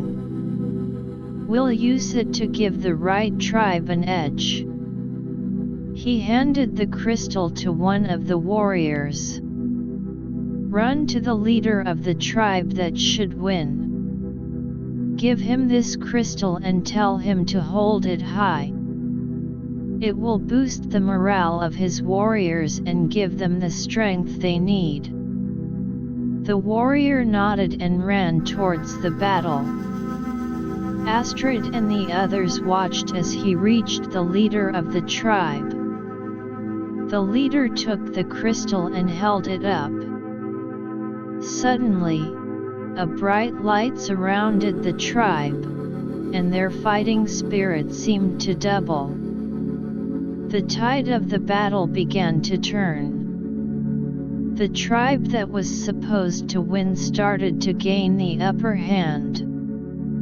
With a final push, they defeated the opposing tribe. Astrid let out a sigh of relief. 1 down, 2 to go. They then traveled to the time when the magical artifact was discovered. They found the location where the artifact should have been found, but it was in the hands of a group of bandits. Astrid and the team had to come up with a plan to get the artifact back. They decided to use a combination of stealth and magic. The scholars used their magic to create a distraction, while Astrid and the warriors snuck into the bandits' camp. They managed to find the artifact, a small, glowing amulet. But as they were about to leave, they were discovered. The bandits charged at them, weapons drawn. Astrid held the amulet high. "This amulet is meant to be used for the greater good, not by criminals like you," she shouted. Suddenly, the amulet began to glow brightly. The light was so intense that the bandits were blinded. Astrid and the team took this opportunity to escape. They returned to the rightful owner of the amulet, an old wizard. "Thank you," he said. "This amulet is crucial for maintaining the balance of magic in this era. With 2 of the timeline disruptions fixed, they moved on to the final one, the founding of the village. They traveled to the time when the village should have been established. The area was empty, with no signs of the village. Astrid knew they had to act quickly. She used the time gate's power to call upon the spirits of the ancestors who were supposed to have founded the village. The spirits appeared, and Astrid explained what had happened. The spirits were angry at the disruption of their history. They agreed to help. With the help of the spirits, Astrid and the team began to lay the foundation for the village. They used magic to build the houses and to plant the first crops. Slowly but surely, the village began to take shape. As the last house was built, Astrid knew that they had done it. They had fixed the major timeline disruptions. They returned to their own era through the time gate. The old man looked at Astrid and the team. "You've done an amazing job. The timeline is now back on track, but we must remain vigilant. There may be others who will try to interfere with the time gate's power." Astrid nodded. "We'll be ready. The time gate is a precious gift, and we'll do everything we can to protect it and use it wisely." Back in Frosthaven, the news of their success spread. The villagers celebrated, but they also knew that the responsibility of safeguarding the time gate was now even greater. Astrid, with the support of the elders and the time gate council, began to develop a set of strict rules and safeguards for the use of the time gate. The time gate, once a source of mystery and danger, was now a tool for learning and preserving their heritage. Astrid's journey had taught her and the villagers of Frosthaven the importance of history, the power of unity, and the need to protect the delicate balance of time. And as they looked towards the future, they were ready to face whatever challenges came their way, knowing that they had the strength and wisdom to overcome them. Chapter 6: A New Era and the Time Gate's Promise. In the aftermath of the timeline restoration, Frosthaven entered a new era. The once sleepy Nordic village was now a hub of activity and knowledge, its reputation spreading far and wide due to the discovery and safeguarding of the time gate. Astrid, having emerged as a hero in the eyes of the villagers, was now at the forefront of shaping the future of the time gate's use. The time Gate Council, now a well-established body, met regularly in the Longhouse. Its members, a diverse group of elders, scholars, warriors, and even some of the younger, more adventurous villagers, discussed the best ways to utilize the time gate for the betterment of the community and the wider Nordic region. Astrid began the meeting. "We've overcome a great threat to our history, but now we must look to the future. The time gate can be a source of endless learning and progress, but we need to use it responsibly." Elder Ingrid nodded. I suggest we focus on education. We can use the time gate to bring back knowledge from our ancestors. There are ancient techniques in farming, craftsmanship, and magic that we could rediscover and apply to our modern lives. The scholars in the council agreed.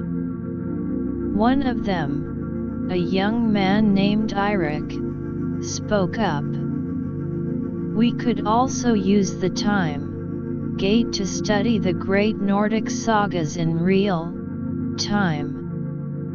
Imagine witnessing the epic battles and heroic deeds firsthand, not just reading about them in old books. Astrid smiled. Those are excellent ideas. But we also need to ensure that we don't overuse the time gate. Each journey has an impact, no matter how small, and we need to be careful. The council then discussed the establishment of a training program for those who would be allowed to travel through the time gate. It was decided that only those who had a deep understanding of Nordic history, culture, and the proper use of the time gate would be eligible. Astrid took on the task of creating the curriculum for the training program. She spent days in the library, poring over ancient texts and combining them with her own experiences from time gate travels.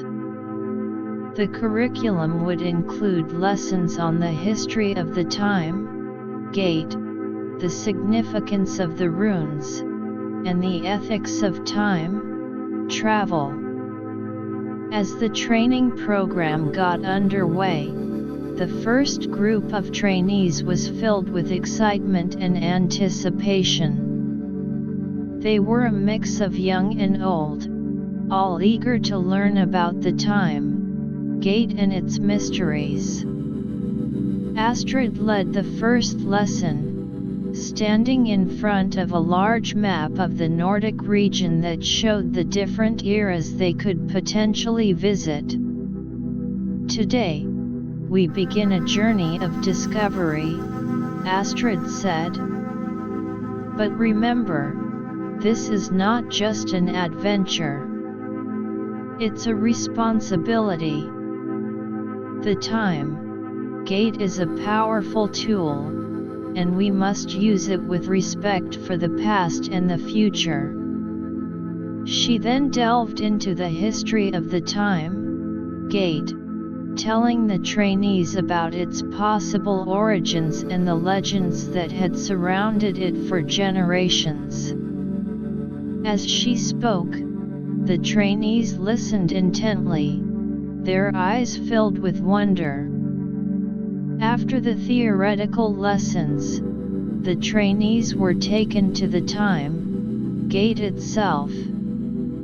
Astrid showed them how to insert the disc, how to read the runes, and how to activate the portal safely. She also demonstrated the use of the time gate's detection system, which could sense any potential timeline disruptions before they occurred. One of the trainees, a young woman named Freya, asked, "What if we encounter another person like Thaddeus during our travels?" Astrid smiled. "That's a valid concern, Freya. But we're better prepared now. We have a system in place to communicate with each other during time travels, and we'll always travel in groups. And most importantly, we have the knowledge and the will to protect the integrity of the timeline." As the training progressed, the trainees began to take short, supervised trips through the time gate. Their first journey was to a relatively recent era in Nordic history, a time of great cultural flourishing. They witnessed the creation of beautiful tapestries, the building of magnificent longhouses, and the development of new musical instruments. Back in Frosthaven, the trainees shared their experiences with the rest of the village. The stories spread, and the villagers were inspired. Some of the artisans began to incorporate the ancient techniques they had learned from the trainees into their own work, creating a new blend of old and new. The time gate also became a source of inspiration for the village's children. They would gather around Astrid and the trainees, listening to tales of the past with wide-eyed wonder. Astrid saw this as an opportunity to educate the next generation about their heritage. She started a special program for the children, where they would learn about the time, gate and Nordic history in a fun and engaging way. Through stories, songs, and simple crafts, the children were introduced to the rich tapestry of their past. As the months passed, the time gate continued to be a source of discovery. The council decided to use the time gate to establish connections with other ancient Nordic communities that had long since disappeared. They hoped to learn from their unique cultures and perhaps even preserve some of their traditions. Astrid led an expedition to an era where a lost community was known to have thrived. When they stepped through the time gate, they found themselves in a valley surrounded by mountains. The community was nestled in the valley, with houses built into the sides of the cliffs. The people of the community were initially wary of the strangers, but Astrid and her team were able to communicate with them using their knowledge of ancient Nordic languages. They learned that this community had a deep connection to the earth and the spirits of the mountains. They had developed unique farming techniques that allowed them to grow crops in the rocky terrain, and their art was a beautiful expression of their reverence for nature. Astrid and her team spent days with the community, learning as much as they could. Back in Frosthaven, they shared the knowledge they had gained. The farmers in the village were inspired to try out the new farming techniques, and the artists began to create works that were influenced by the lost community's art. However, not all was smooth sailing. As the time gate's use became more widespread, there were those in the wider Nordic region who were jealous of Frosthaven's discovery. Some villages began to spread rumors that Frosthaven was hoarding the time gate's power for its own gain. Astrid and the council knew they had to address these rumors. They decided to invite representatives from other villages to Frosthaven to see the time gate for themselves and to learn about how it was being used for the common good. The representatives arrived, and Astrid gave them a tour of the time gate, explained the training program, and showed them the ways in which the knowledge from the past was being shared with the community. The representatives were impressed. One of them, a leader from a neighboring village, said, "We were wrong to spread those rumors. This is truly a gift for all of us. We would like to work together with Frosthaven to make the most of the time gate. Astrid smiled.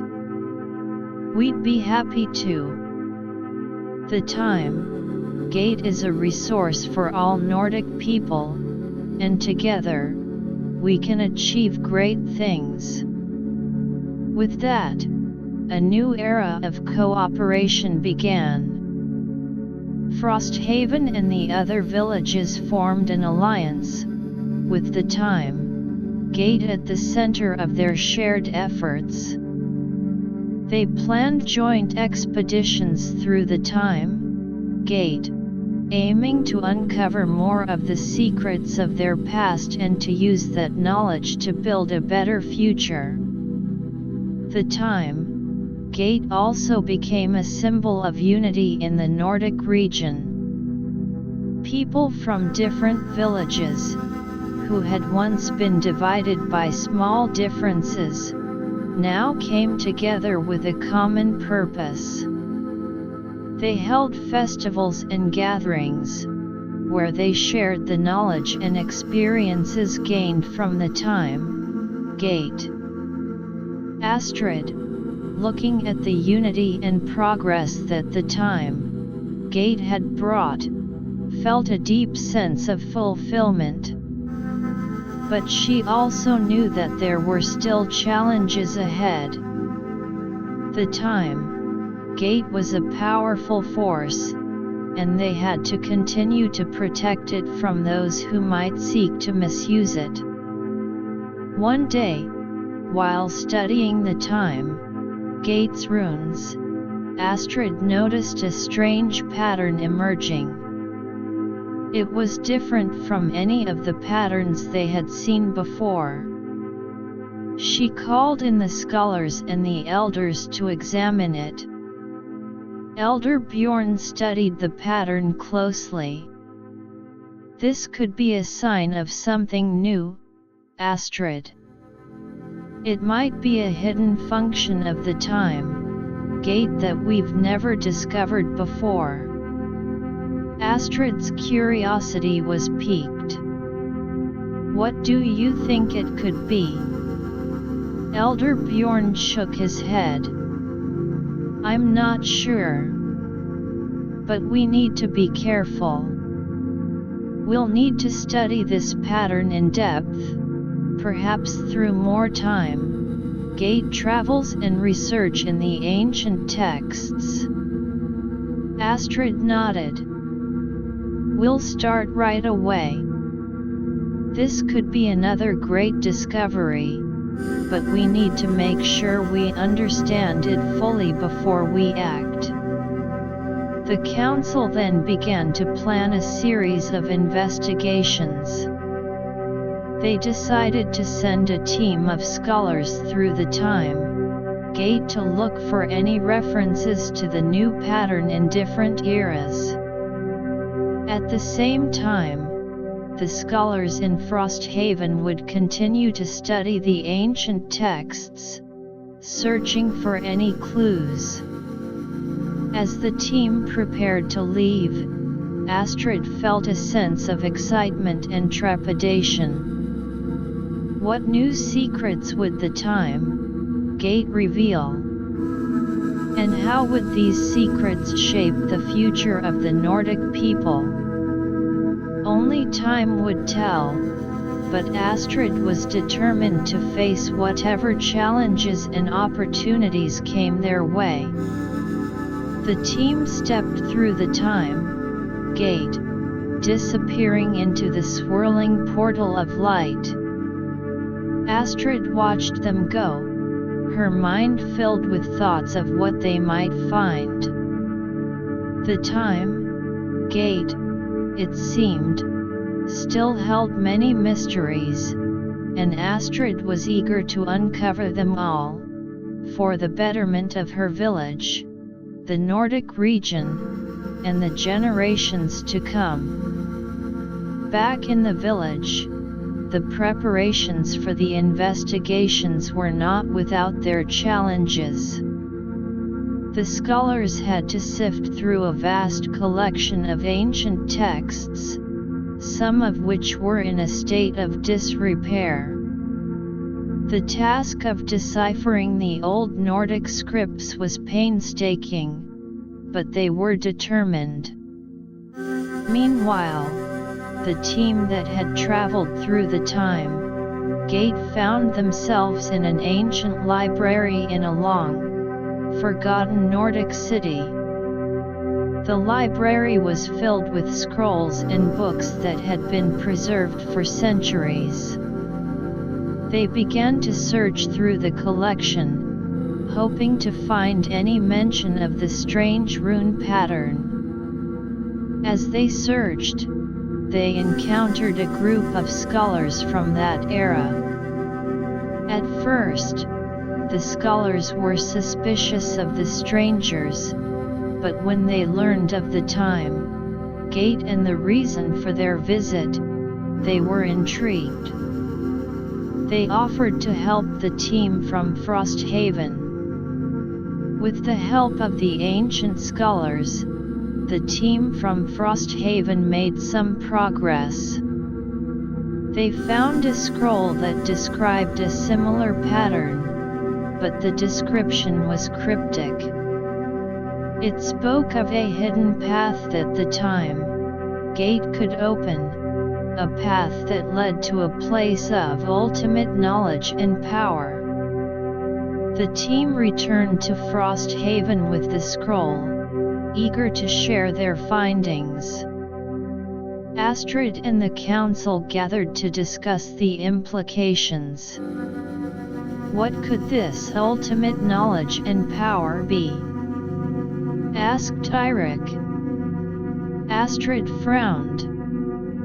We don't know, but we can't just rush into it. We need to be cautious. This could be a great opportunity, but it could also be a great danger. Elder Bjorn agreed. We should continue to study the scroll and the rune pattern. Maybe there are more clues in other ancient texts. The council then decided to put the investigation on hold until they had gathered more information. Astrid knew that patience was key, but she couldn't help but feel a sense of excitement. The time gate had already brought so much to their lives, and she couldn't wait to see what this new discovery would mean for the future of the Nordic people. As the days turned into weeks, the scholars in Frosthaven continued their research. They compared the scroll with other texts, looking for any connections. Slowly but surely, they began to piece together a more complete picture of what the strange rune pattern might mean. And as they delved deeper into the mystery, the time gate stood in the forest, waiting for the day when its secrets would be fully uncovered, and the Nordic people would once again be on the brink of a new adventure. Chapter 7: Unveiling the Hidden Path. The weeks of intense research in Frosthaven yielded a wealth of new information about the mysterious rune pattern. The scholars, led by Astrid and Elder Bjorn, had painstakingly cross-referenced the scroll brought back from the ancient library with countless other texts. Their efforts were beginning to pay off as they started to understand the significance of the hidden path mentioned in the scroll. Astrid, with a stack of ancient manuscripts in front of her, addressed the time gate council. We've made some progress. The rune pattern seems to be a key to a specific function of the time gate. It's not just about traveling to different eras but accessing a realm that exists outside of our normal timeline. Elder Ingrid leaned forward, her eyes bright with curiosity.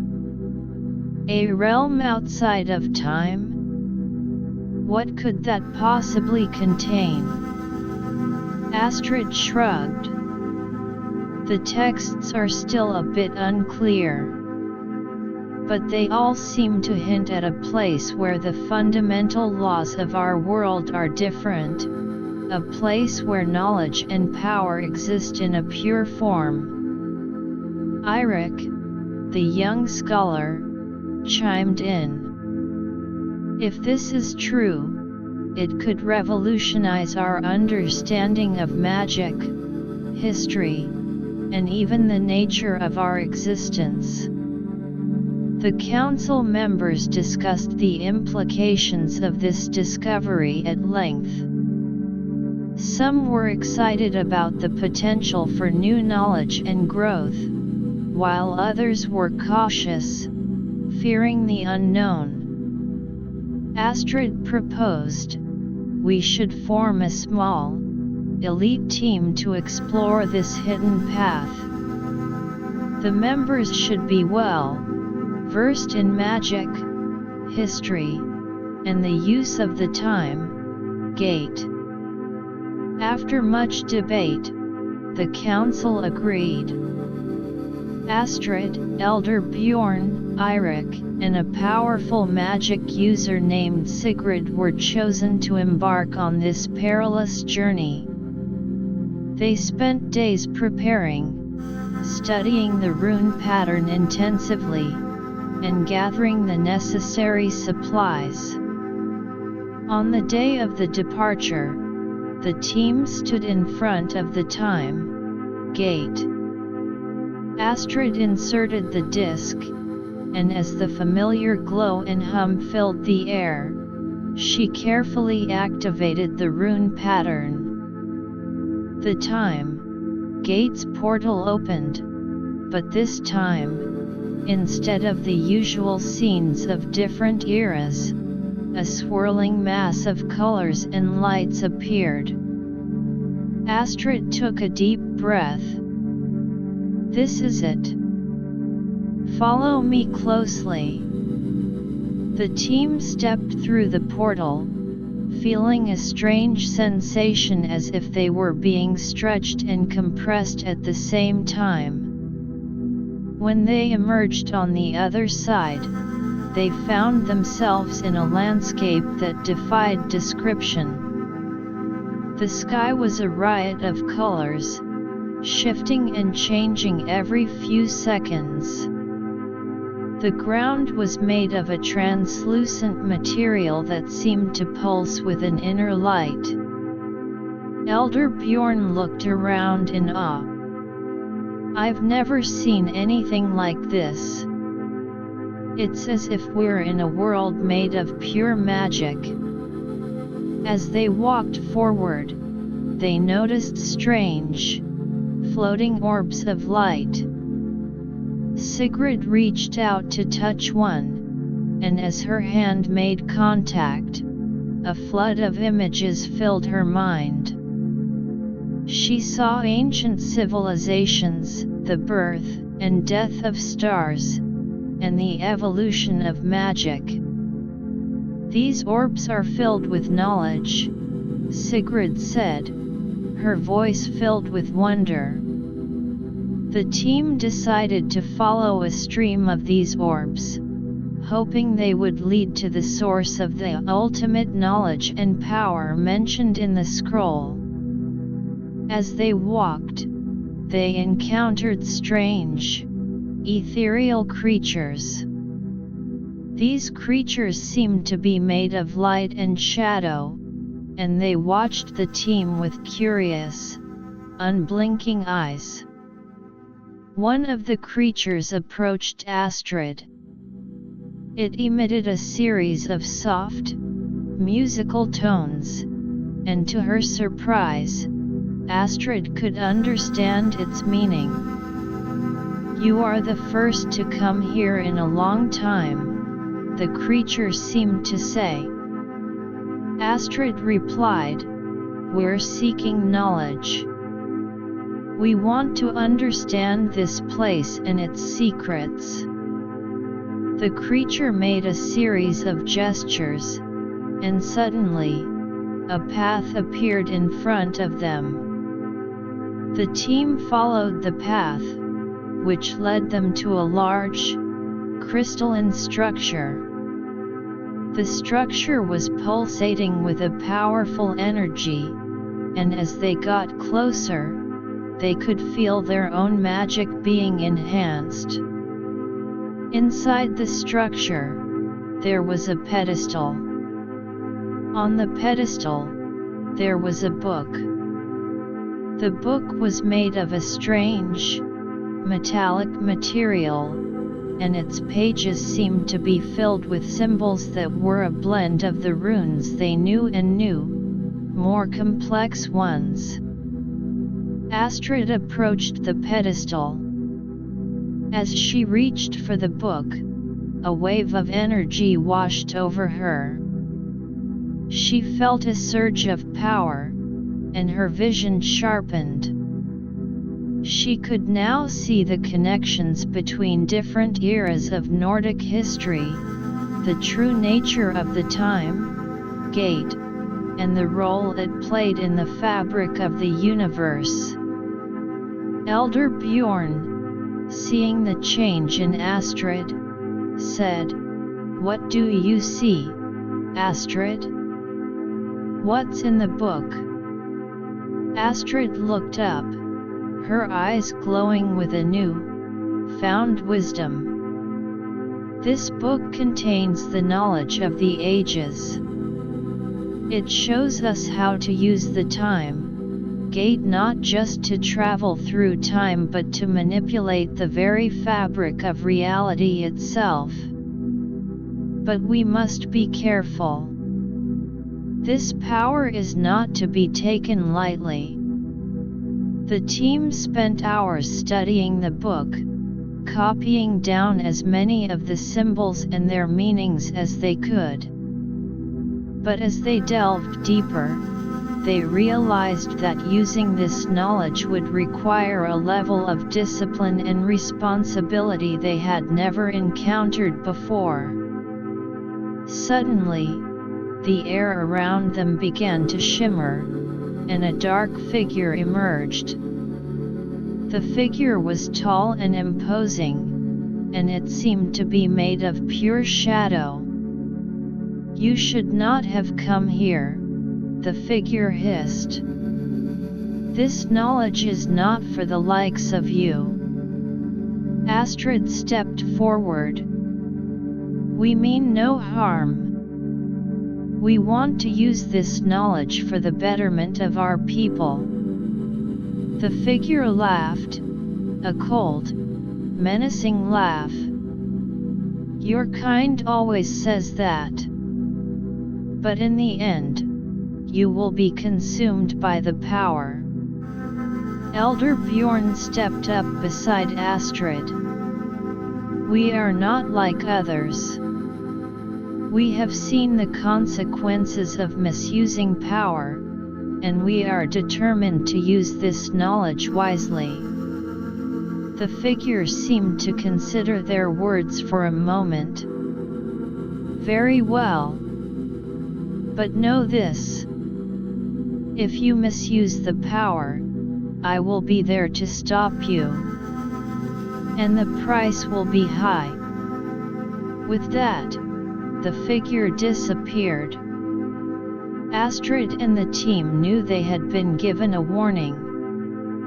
They carefully closed the book and left the crystalline structure. As they made their way back through the strange landscape, they discussed their next steps. "We need to share this knowledge with the council and the rest of the village," Astrid said. "But we also need to develop a plan on how to use it safely." The others nodded in agreement. When they reached the time gate, Astrid activated it, and they returned to Frosthaven. Back in the village, the council and the villagers were eager to hear about their journey. Astrid, Elder Bjorn, Eirik, and Sigrid shared their experiences in the Hidden Realm. The villagers were both excited and scared by the news. Astrid addressed the crowd. "We have a great responsibility now.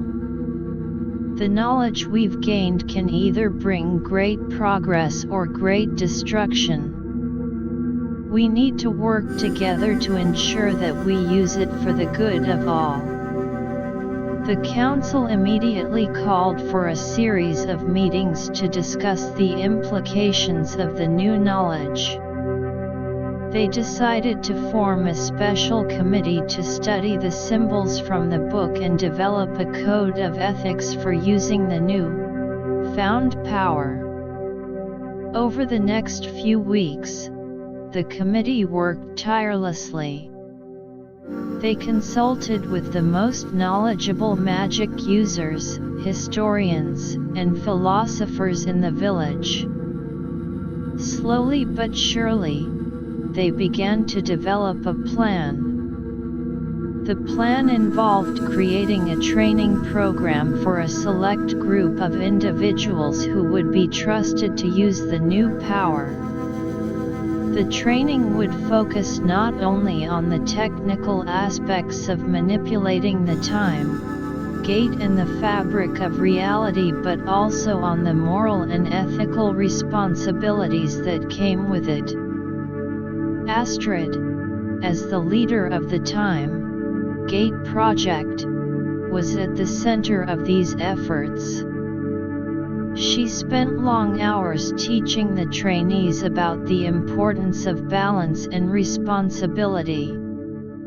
"This power is like a double-edged sword," she told them. "It can heal, but it can also wound. We must always be mindful of the consequences of our actions." As the training program progressed, the trainees began to understand the complexity of the new knowledge. They learned how to perform simple manipulations of time and reality, such as mending a broken object by reversing its state in time or creating a protective shield using the energy from the hidden realm. But as they advanced, they also faced challenges. One of the trainees, a young man named Gunnar, became overly excited about the power. He began to experiment on his own, trying to perform more complex manipulations without proper authorization. One day, Gunnar tried to bring back a long-dead relative. His actions caused a small but noticeable ripple in the local timeline. Objects started to disappear and reappear, and the weather became erratic. Astrid and the council were alerted to the problem. They quickly intervened, using their knowledge to reverse Gunnar's actions and stabilize the timeline. Astrid sat down with Gunnar for a serious talk. "Gunnar, this is exactly why we have rules.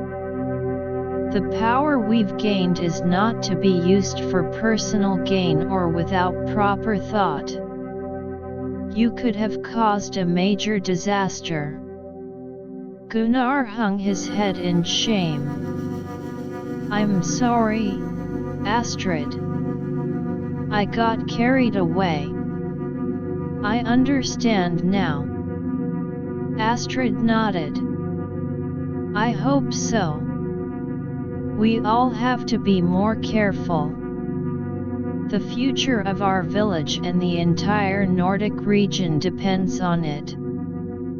The incident with Gunnar served as a wake-up call for everyone. The council tightened the rules and increased the supervision of the trainees.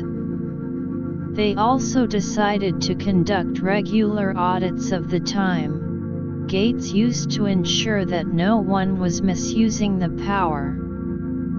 As time passed, the village of Frosthaven continued to grow and prosper. The knowledge from the hidden realm was slowly but surely being integrated into their daily lives. The farmers used time manipulation techniques to improve their crops. The artisans created more beautiful and durable works of art, and the magic users developed new spells that were more efficient and less harmful.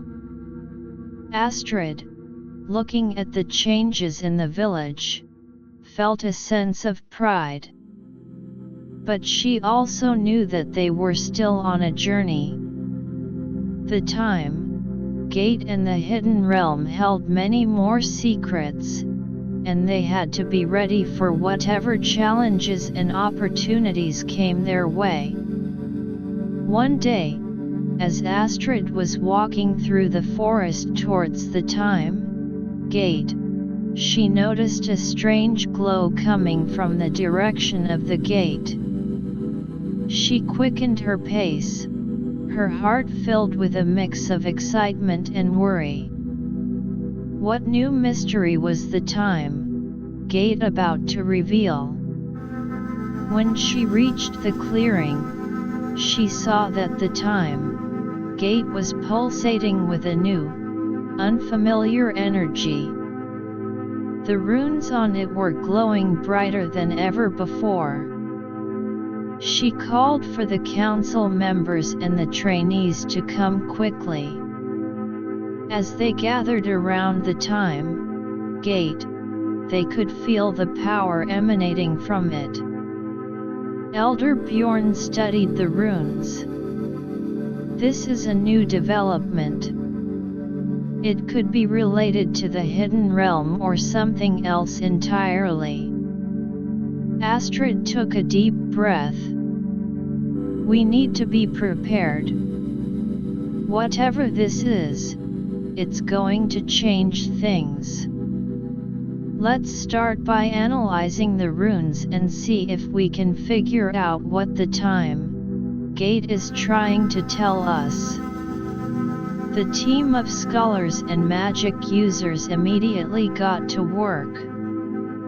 They used their knowledge of the runes and the found power from the hidden realm to decipher the message. As they worked, the time gate continued to pulse, as if impatiently waiting for them to understand.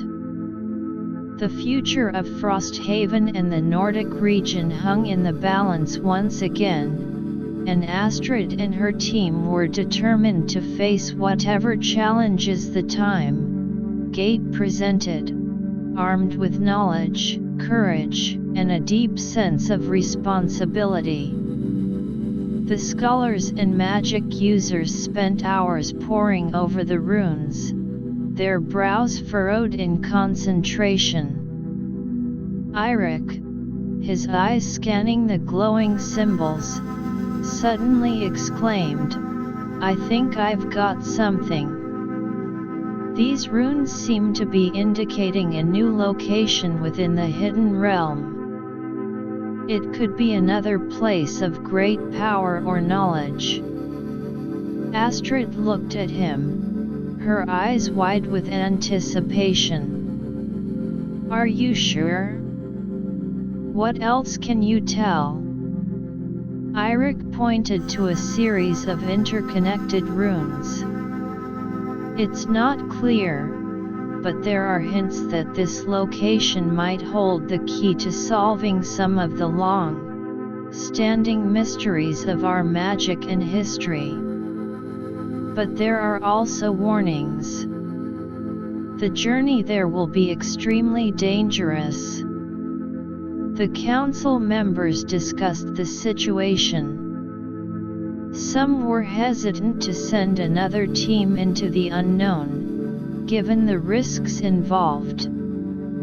But Astrid believed that they couldn't ignore the opportunity. "I know it's dangerous," Astrid said. "But think of the potential benefits. We could gain knowledge that would help us protect the time, Gate and our people even better. And we're better prepared now than we were before." After much deliberation, the council agreed to send a team. Astrid, along with Eirik, Sigrid, and a new addition, a wise old magic user named Harold, prepared for the journey. They once again activated the time gate and stepped through the portal into the hidden realm. The strange, shifting landscape greeted them, but this time, they had a specific destination in mind.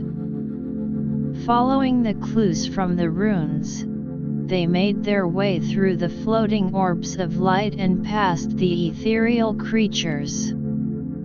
The path was not easy, and they faced several challenges along the way. At one point, they encountered a large, swirling vortex of energy. Harold used his magic to create a shield around the team, and they slowly made their way through the vortex. As they got closer to the indicated location, the air grew thicker with magic. They finally reached a large, obelisk-like structure. The structure was covered in runes that seemed to be alive, moving and changing before their eyes. Astrid approached the obelisk. As she got closer, she could feel a powerful force pulling at her. She reached out her hand, and the runes on the obelisk seemed to respond, glowing even brighter. Suddenly, the obelisk emitted a bright flash of light, and a door appeared in its side. The team entered the door, finding themselves in a chamber filled with strange, humming crystals.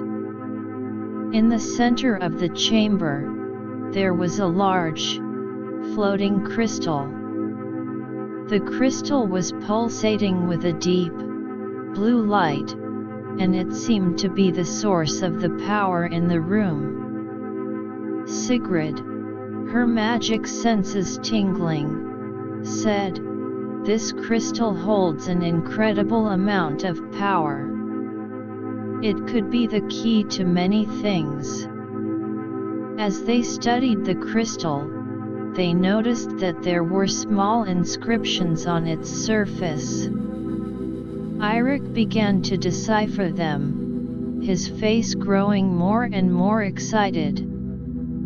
The inscriptions speak of a great power that can be used to restore balance to the time, gate and the world. But it requires a sacrifice, Eirik said, his voice filled with a mix of excitement and trepidation. Astrid looked at him. "What kind of sacrifice?" Eirik shook his head. "It's not clear. But it seems that the power of this crystal is so great that it needs an offering to be harnessed." The team knew they were at a crossroads. They had to decide whether to try to harness the power of the crystal and risk the unknown sacrifice or to leave the crystal as it was. Astrid looked at her companions. "We need to think carefully. This decision could have far-reaching consequences." The team sat down in the chamber, their minds filled with thoughts of the potential power and the possible sacrifice. The fate of Frosthaven and the Nordic region once again depended on their choice. Chapter 8: The Sacrifice and the New Balance. The team sat in the crystal-filled chamber, the weight of their decision pressing down on them. The softly humming crystals around them seemed to throb in time with their racing hearts. Astrid, her mind a whirlwind of thoughts, knew that this choice could either bring about a new era of stability and progress or lead to unforeseen disaster. Eirik broke the silence, his voice hesitant. We can't ignore the potential of this crystal. If it can truly restore balance to the time, gate and the world, think of the good we could do. But the idea of a sacrifice, it's terrifying. Sigrid nodded, her eyes fixed on the large, floating crystal in the center of the chamber. We need to know more about this sacrifice. Is it a physical thing, a magical energy, or something else entirely? Harold, the wise old magic user, stroked his long, white beard. I've studied many ancient texts, and sacrifices in magic often come in different forms. It could be a personal sacrifice, like giving up a part of one's power or a cherished possession. Or it could be a collective sacrifice, something that affects all of us. Astrid took a deep breath. We can't make a decision blindly. Let's search the chamber for more clues. There must be something here that can tell us exactly what this sacrifice entails. The team dispersed, their eyes scanning every corner of the chamber. Astrid examined the inscriptions on the walls, while Eirik continued to study the small inscriptions on the crystal. Sigrid and Harold searched for any hidden compartments or additional runes that might hold the key to understanding the sacrifice. After what felt like hours, Eirik let out a gasp. I think I've found something. The inscriptions on the crystal are more complex than I first thought. They seem to be a riddle. Astrid rushed to his side. Read it to us. Eirik cleared his throat. To unlock the power that restores the balance, one must offer what binds the past, present, and future. Not a thing of flesh or bone, but a thread of the soul's essence that weaves through the ages. The team fell silent as they pondered the riddle. Astrid was the first to speak. What binds the past, present, and future? It could be many things. Our history, our traditions, or perhaps our connection to the time, gate itself. Harold nodded. I believe it has something to do with our memories. Memories are what link our past experiences to our present selves and shape our future actions. They are the threads of our soul's essence that span the ages. Sigrid looked worried. But sacrificing our memories? That's a high price to pay. Which memories would we even choose? Astrid thought for a moment. What if it's not about sacrificing our own personal memories, but a collective memory? Something that is common to all of us, something that has been passed down through generations. Eirik's eyes lit up. The stories. The ancient Nordic sagas and legends. They are our collective memories, passed down from our ancestors. They bind us to the past and give us a sense of identity in the present, guiding our future. The team realized that Eirik might be onto something. The sagas were an integral part of their culture, a connection to their forefathers and the wisdom of the ages. Astrid looked at the crystal. If this is the sacrifice, we need to be sure. We can't just give up our stories without understanding the full implications.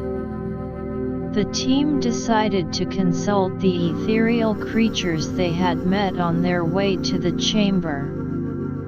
They left the chamber and found one of the creatures nearby. Astrid approached it and explained their situation, using the strange, musical language they had learned. The creature listened intently and then emitted a series of tones. The sacrifice of the stories is a great one, but it is the way. The power of the crystal can only be harnessed when the stories that bind your people are offered. But know this, the stories will not be lost. They will be transformed into a pure form of energy that will strengthen the time, gate and restore balance. Astrid relayed the creature's message to the team. They knew that this was a difficult decision, but it seemed to be the only way to harness the power of the crystal. Back in the chamber, Astrid took a deep breath. I think we should do it.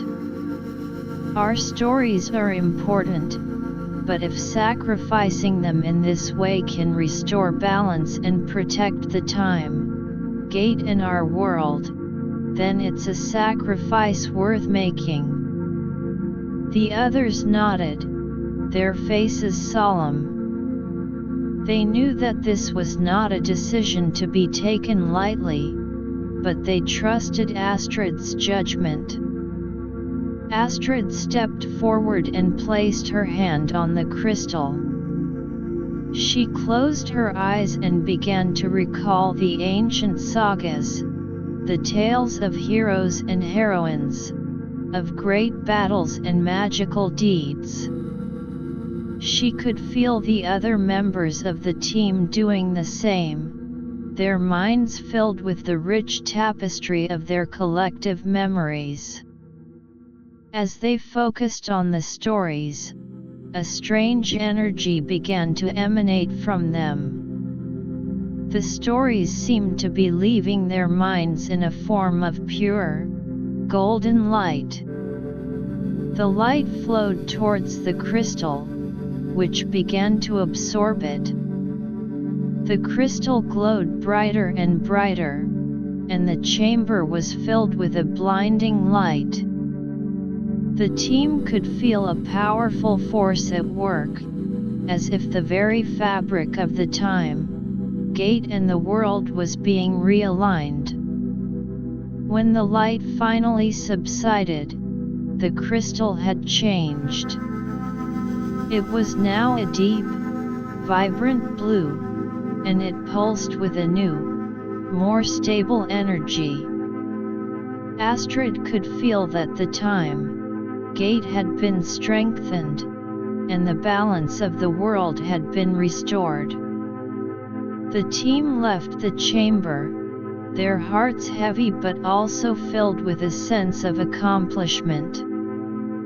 They made their way back through the hidden realm and stepped through the time, Gate, returning to Frosthaven. Back in the village, they were greeted with a sense of relief. The villagers had felt the strange energy fluctuations when the team was in the Hidden Realm, and they had been worried.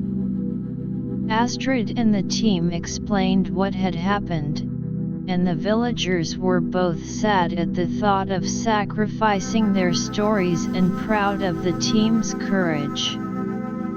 But then, something remarkable happened.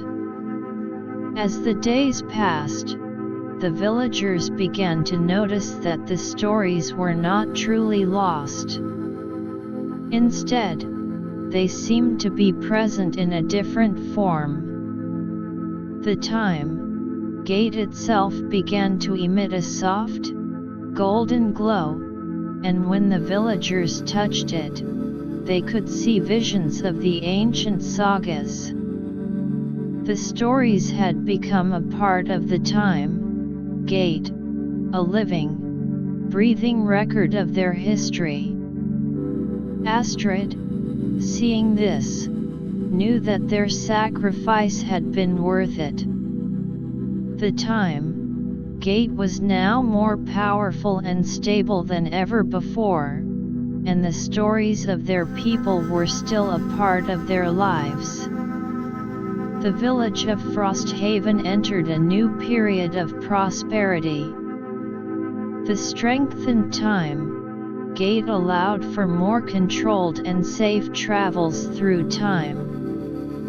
The scholars were able to delve deeper into the past, uncovering new knowledge that was applied to all aspects of village life. The farmers, with the help of the new knowledge, developed even more advanced farming techniques. They could now grow crops that were more resistant to the harsh Nordic climate, ensuring a bountiful harvest every year. The artisans created works of art that were not only beautiful but also imbued with a touch of the magic from the Hidden Realm. The magic users in the village, too, had grown in power and knowledge. They were able to develop new spells that were more in tune with the natural balance of the world. These spells were used for healing, protection, and the preservation of the environment. As Frosthaven thrived, its influence spread to other villages in the Nordic region. The other villages, seeing the progress and the unity in Frosthaven, were inspired. They sent their own representatives to learn about the time gate and the new way of life. Astrid, along with the council, welcomed these representatives. They shared their knowledge and experiences, and soon, the entire Nordic region was on a path of growth and cooperation. However, Astrid knew that there were still challenges ahead. The time gate, while more stable, was still a powerful and mysterious artifact. There were bound to be those who would envy the power of Frosthaven and the knowledge it had gained from the time gate. One day, a messenger arrived from a distant kingdom. The messenger brought news that a powerful sorcerer in the kingdom had heard of the time gate and was planning to send an army to seize it. Astrid and the council knew that they had to prepare for this new threat. Astrid called a meeting of all the villagers. "We've come a long way, and we've achieved so much. But now, we face a new challenge. A powerful sorcerer from a distant kingdom wants to take the time gate for himself. We need to defend our village and the time gate at all costs. The villagers, filled with a sense of unity and determination, cheered. They were ready to fight for their home, their time, gate, and the future they had built. Astrid, along with the council, began to make plans. They knew that they couldn't face the sorcerer's army alone.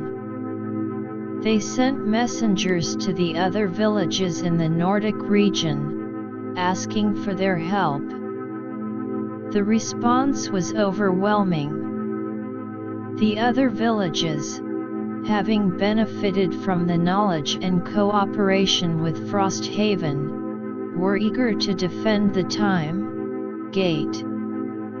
They sent their own warriors, magic users, and supplies to Frosthaven. As the days passed, the army of Frosthaven and its allies grew. Astrid, along with the leaders of the other villages, trained the warriors, teaching them new battle strategies and the use of magic in combat. The magic users worked together to create powerful defensive spells. They enchanted the walls of the village, creating barriers that could withstand even the most powerful attacks. They also created spells that could detect the approach of the enemy from a great distance. Astrid, meanwhile, used the time gate to gather more knowledge about the sorcerer. She traveled to different eras, looking for any information that could help them defeat the sorcerer. She discovered that the sorcerer was obsessed with power and had been trying to find a way to control time for years. Armed with this knowledge, Astrid and the council developed a plan. They knew that they couldn't just rely on brute force. They had to outsmart the sorcerer. The day of the expected attack arrived. The army of Frosthaven and its allies stood ready, their hearts filled with courage. The sorcerer's army, a large and menacing force, approached the village. As the enemy army got closer, the magic users activated the defensive spells. The barriers around the village flared to life, glowing with a bright light. The sorcerer, seeing this, laughed. "Your puny spells won't stop me. I will have the time gate." He raised his hands, and a powerful blast of dark magic shot towards the barriers. The barriers shook but held firm. Astrid, seeing this, knew that they had to act quickly. She signaled to a group of stealthy warriors. They crept around the enemy army, making their way towards the sorcerer. The sorcerer, focused on breaking the barriers, didn't notice the approaching warriors. When the warriors were close enough, they launched a surprise attack. The sorcerer was caught off guard.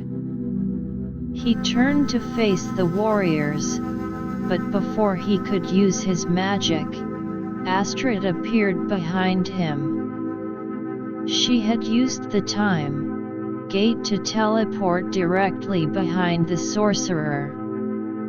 She held a powerful enchanted dagger in her hand. "Give up, sorcerer. You can't have the time gate." The sorcerer turned to face her, his eyes filled with hatred. You think you can stop me? You're a fool. He launched a blast of dark magic at Astrid, but she was ready. She used a spell she had learned from the time gate to deflect the magic back at the sorcerer. The sorcerer was hit by his own magic. He stumbled, and the warriors took this opportunity to surround him. The sorcerer, realizing that he was defeated, tried to escape, but Astrid used the time gate to trap him in a temporal loop. The sorcerer was now stuck in a never-ending cycle of the last few moments of his attack. The rest of his army, seeing their leader defeated, fled. The villagers of Frosthaven and their allies cheered. They had successfully defended their village and the time gate. Astrid, looking at the cheering crowd, knew that this was a moment of great victory. But she also knew that they had to remain vigilant. There would always be those who would seek to misuse the power of the time gate. The time gate, now a symbol of hope and unity in the Nordic region, stood tall. Astrid and the villagers were determined to protect it and use its power for the betterment of all. And as they looked towards the future, they knew that they would face more challenges, but they were ready, armed with knowledge, courage, and the strength of their unity. Astrid called for a celebration in the village. The villagers, along with their allies, feasted and danced, celebrating their victory. But even in the midst of the celebration, Astrid and the council were already thinking about the future. They knew that they had to continue to strengthen the time gate's defenses and develop new ways to use its power responsibly. The time gate had brought so much to their lives, and they were determined to ensure that it remained a force for good. As the night fell and the celebration continued, Astrid looked at the time gate in the distance. Its soft glow seemed to promise a future filled with endless possibilities, and she was excited to see what lay ahead. Chapter 9: The Aftermath of Victory and New Horizons. The celebration in Frosthaven continued well into the night, the sounds of laughter, music, and cheering echoing through the snow-covered village. The victory over the sorcerer's army had not only solidified the village's position as a protector of the time gate but had also strengthened the bonds of unity among the Nordic communities. Astrid, however, amidst the merriment, couldn't help but let her mind wander to the future. The threat of the sorcerer might have been neutralized for now, but she knew that there were always other potential dangers lurking in the shadows. As the first rays of dawn peeked over the snow-capped mountains, Astrid made her way to the longhouse where the time gate council was set to meet. The council members, though a bit tired from the previous night's festivities, were filled with a sense of pride and determination. Astrid began the meeting. "We've achieved a great victory, but we can't afford to be complacent. The sorcerer was just one of many who might be tempted by the power of the time gate. We need to fortify our defenses and find ways to use the time gate's power to further safeguard our region. Elder Bjorn nodded in agreement. Astrid is right. We should consider creating an international council, one that includes representatives from all the Nordic villages and kingdoms. This council could work together to develop a unified defense strategy and set guidelines for the use of the time gate on a larger scale. The other council members discussed the idea, and it quickly gained support. Plans were made to send emissaries to all the Nordic communities, inviting them to participate in the formation of this new council. In the meantime, Astrid and a group of scholars delved deeper into the time gate's capabilities. They wanted to find ways to use its power not just for defense but also for the long-term development of the Nordic region. Astrid and the scholars spent days in the library, poring over ancient texts and their notes from previous time gate travels.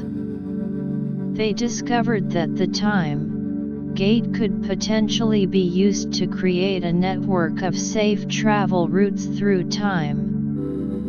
These routes could be used for trade, cultural exchange, and the sharing of knowledge between different eras. Astrid presented this idea to the Time Gate Council. Imagine a world where our artisans can trade directly with the master craftsmen of the past, where our scholars can learn from the great philosophers of ancient eras. This network could bring about an unprecedented era of growth and understanding. The council was enthusiastic about the idea but also cautious. They knew that such a network would require careful planning and strict regulations to ensure that it didn't disrupt the timeline. A team of magic users and engineers was formed to work on the project. The magic users would use their knowledge of the time gate's runes and energy to create the framework for the time travel routes, while the engineers would design the physical structures that would mark and stabilize these routes. As the project got underway, the first challenge they faced was determining the exact locations where the time travel routes would start and end. They needed to find places that were both stable in time and accessible to the communities. Astrid, along with a group of explorers, set out to find these locations. They traveled to different parts of the Nordic region, using the time gate to scout out potential sites. They looked for places with strong natural energy sources, such as ancient forests, mountains, or bodies of water. After weeks of exploration, they identified several promising locations. One such location was an ancient forest on the outskirts of a small village. The forest was said to be enchanted, and it had a natural energy that seemed to resonate with the time gate. The team of magic users and engineers began their work at the forest site. The magic users used powerful spells to create a portal-like structure that would serve as the entrance to the time travel route. The engineers, meanwhile, built a series of markers around the portal, using a special type of stone that was known to enhance and stabilize magical energy. As they worked, they faced some setbacks. The portal structure was difficult to maintain, and there were some minor timeline fluctuations in the area. But the team persevered, using their combined knowledge and skills to overcome these challenges. Back in Frosthaven, the news of the time travel network project spread, and the villagers were excited. The children, in particular, were fascinated by the idea of traveling to different times to learn and play. Astrid saw this as an opportunity to develop an educational program around the time travel network. She proposed a plan to the council where children from different villages would be able to take supervised trips through the time travel routes to learn about history, culture, and different skills directly from the people of the past. The council approved the plan, and preparations were made to train a group of educators who would accompany the children on these trips. The educators would be well versed in the history and culture of different eras and would also be trained in the proper use of the time travel network. As the time travel network neared completion, Astrid received word that the emissaries had returned from their journey to the other Nordic communities. The response to the idea of an international council had been overwhelmingly positive. Representatives from all over the Nordic region were eager to participate. A grand gathering was organized in Frosthaven to officially establish the International Council. Delegates from every village and kingdom arrived, bringing with them their unique cultures, traditions, and ideas. The gathering was held in a large, open field near the village. Tents were set up, and a long table was placed in the center for the council members. Astrid welcomed the delegates and gave a speech about the importance of unity and cooperation in protecting the time gate and using its power for the common good. Our region has come a long way since the discovery of the time gate, Astrid said. But we know that there are still many challenges ahead.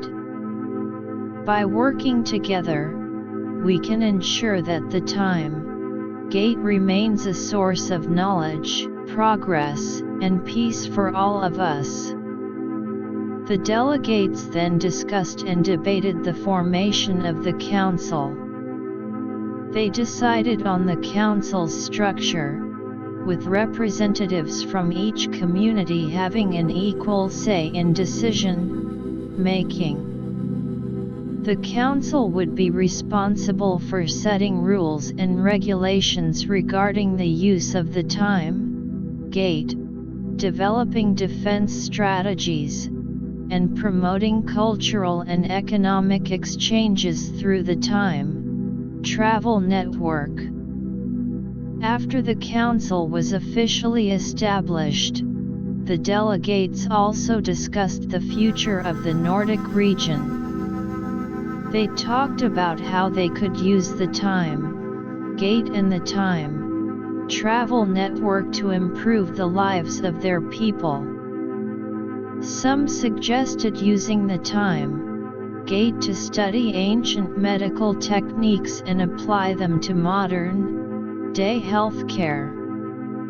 Others proposed using the time travel network to promote trade in unique goods from different eras. As the gathering came to an end, Astrid felt a sense of hope and optimism. The International Council was a step in the right direction, and the Time Travel Network held so much potential. But she also knew that there was still a lot of work to be done. The first test run of the Time Travel Network was scheduled for a few days after the gathering. Astrid, along with a group of experts, was on hand to oversee the operation. The portal at the forest site glowed brightly as the magic users activated the time travel route. A small group of volunteers, consisting of scholars, artisans, and a few brave villagers, stepped through the portal. They were headed to an era known for its advanced metalworking techniques. Astrid and the others waited anxiously for their return. After what seemed like an eternity, the volunteers reappeared through the portal. Their faces were filled with excitement. The scholars had collected a wealth of knowledge about ancient metalworking techniques, while the artisans had brought back samples of the beautiful metalwork from that era. The villagers were full of stories about the people they had met and the way of life in that time. The test run was a success, and the news spread throughout the Nordic region. The Time Travel Network was now a reality, and the possibilities seemed endless. However, as with any new development, there were those who were skeptical. Some villagers worried about the potential risks of time travel, while others were concerned about the impact it might have on their traditional way of life. Astrid knew that she had to address these concerns. She organized a series of town hall meetings in different villages, where she and the council members explained the safety measures in place for the Time Travel Network and how it would benefit the community as a whole. At one of the meetings in a small coastal village, an old fisherman stood up. "I'm worried that all this time travel will change our village. We've lived our lives a certain way for generations. What if all these new ideas and things from different times disrupt our way of life?" Astrid smiled and addressed the fisherman. "We understand your concerns. But the Time Travel Network is not about changing your way of life but enhancing it. You could learn new fishing techniques from the past that could make your work easier and more productive. And through cultural exchanges, you could sell your unique, hand-made fishing gear to people in different eras, improving your livelihood." The fisherman thought for a moment and then nodded. "I guess you're right. I just need to see how it all works." As more and more people began to understand the benefits of the Time Travel Network, the initial skepticism began to fade. The Time Travel Network started to operate regularly, with groups of people traveling to different eras for various purposes. The Nordic region entered a new era of growth and exchange. The Time Gate, once a source of mystery and danger, was now a tool that was bringing people together, bridging the gap between different eras. and creating a future filled with hope and possibilities. But Astrid knew that they couldn't rest on their laurels. There were still many mysteries to uncover about the time gate, and new challenges were bound to arise. One day, while examining the time gate's runes, she noticed a subtle change in one of the patterns.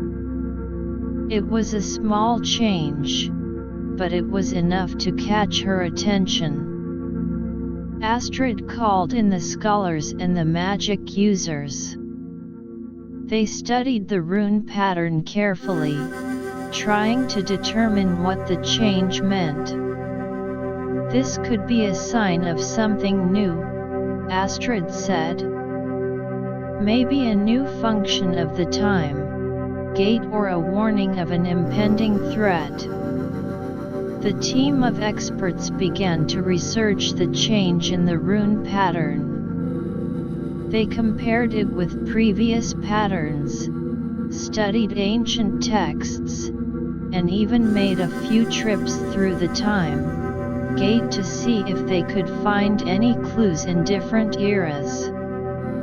As they delved deeper into the mystery, the time gate continued to operate, and the time travel network thrived. The Nordic region was in a state of flux, filled with new opportunities and challenges.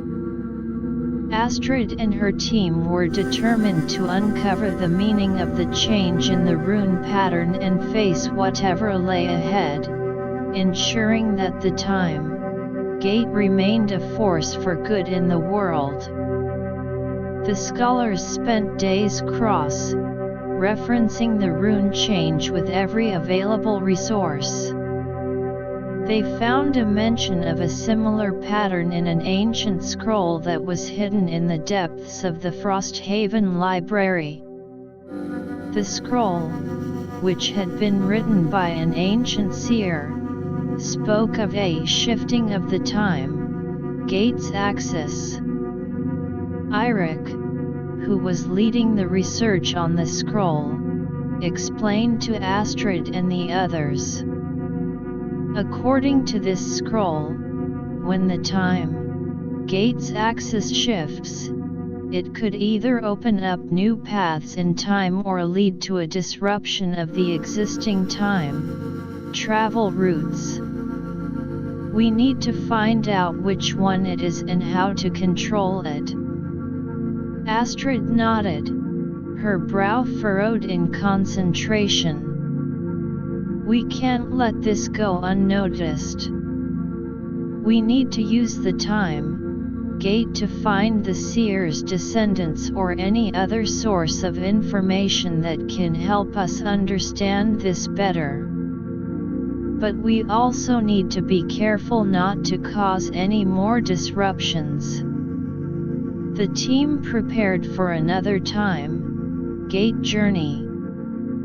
They set their sights on an era where the seer was known to have lived.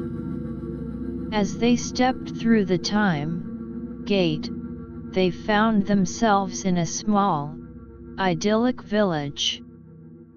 The villagers were initially wary of the strangers, but when they learned of the team's purpose, they were eager to help. The team was directed to an old woman who was said to be a descendant of the seer. She welcomed them into her cottage and listened intently as they explained the change in the rune pattern. The old woman nodded. I've heard stories from my ancestors about the time gate's axis. It's a delicate balance. A shift can be caused by a great upheaval in the magical energy of the world. If the axis shifts too much, it could break the time travel network and cause chaos in the timeline. Astrid looked at her, her eyes filled with concern. Is there a way to stop it or control it? The old woman smiled. There is. But it requires a powerful spell, one that can only be cast by a group of magic users working in harmony. The spell involves using the power of the time gate itself to realign the axis. Astrid and the team thanked the old woman and returned to Frosthaven. They knew that they had a difficult task ahead. But with the knowledge they had gained, they were determined to save the time travel network and ensure the stability of the time gate. Back in Frosthaven, Astrid gathered the most powerful magic users in the region. She explained the situation to them and shared the details of the spell. The magic users, though daunted by the task, were willing to help. They spent days preparing for the spell. They studied the ancient texts, practiced their magic, and coordinated their efforts. The day of the spell casting arrived. The magic users gathered around the time gate, their faces solemn. Astrid gave the signal, and the magic users began to chant.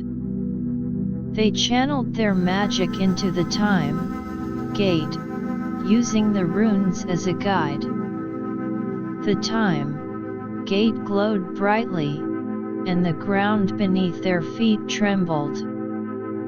As the magic users continued to chant, they could feel the time gate's energy responding.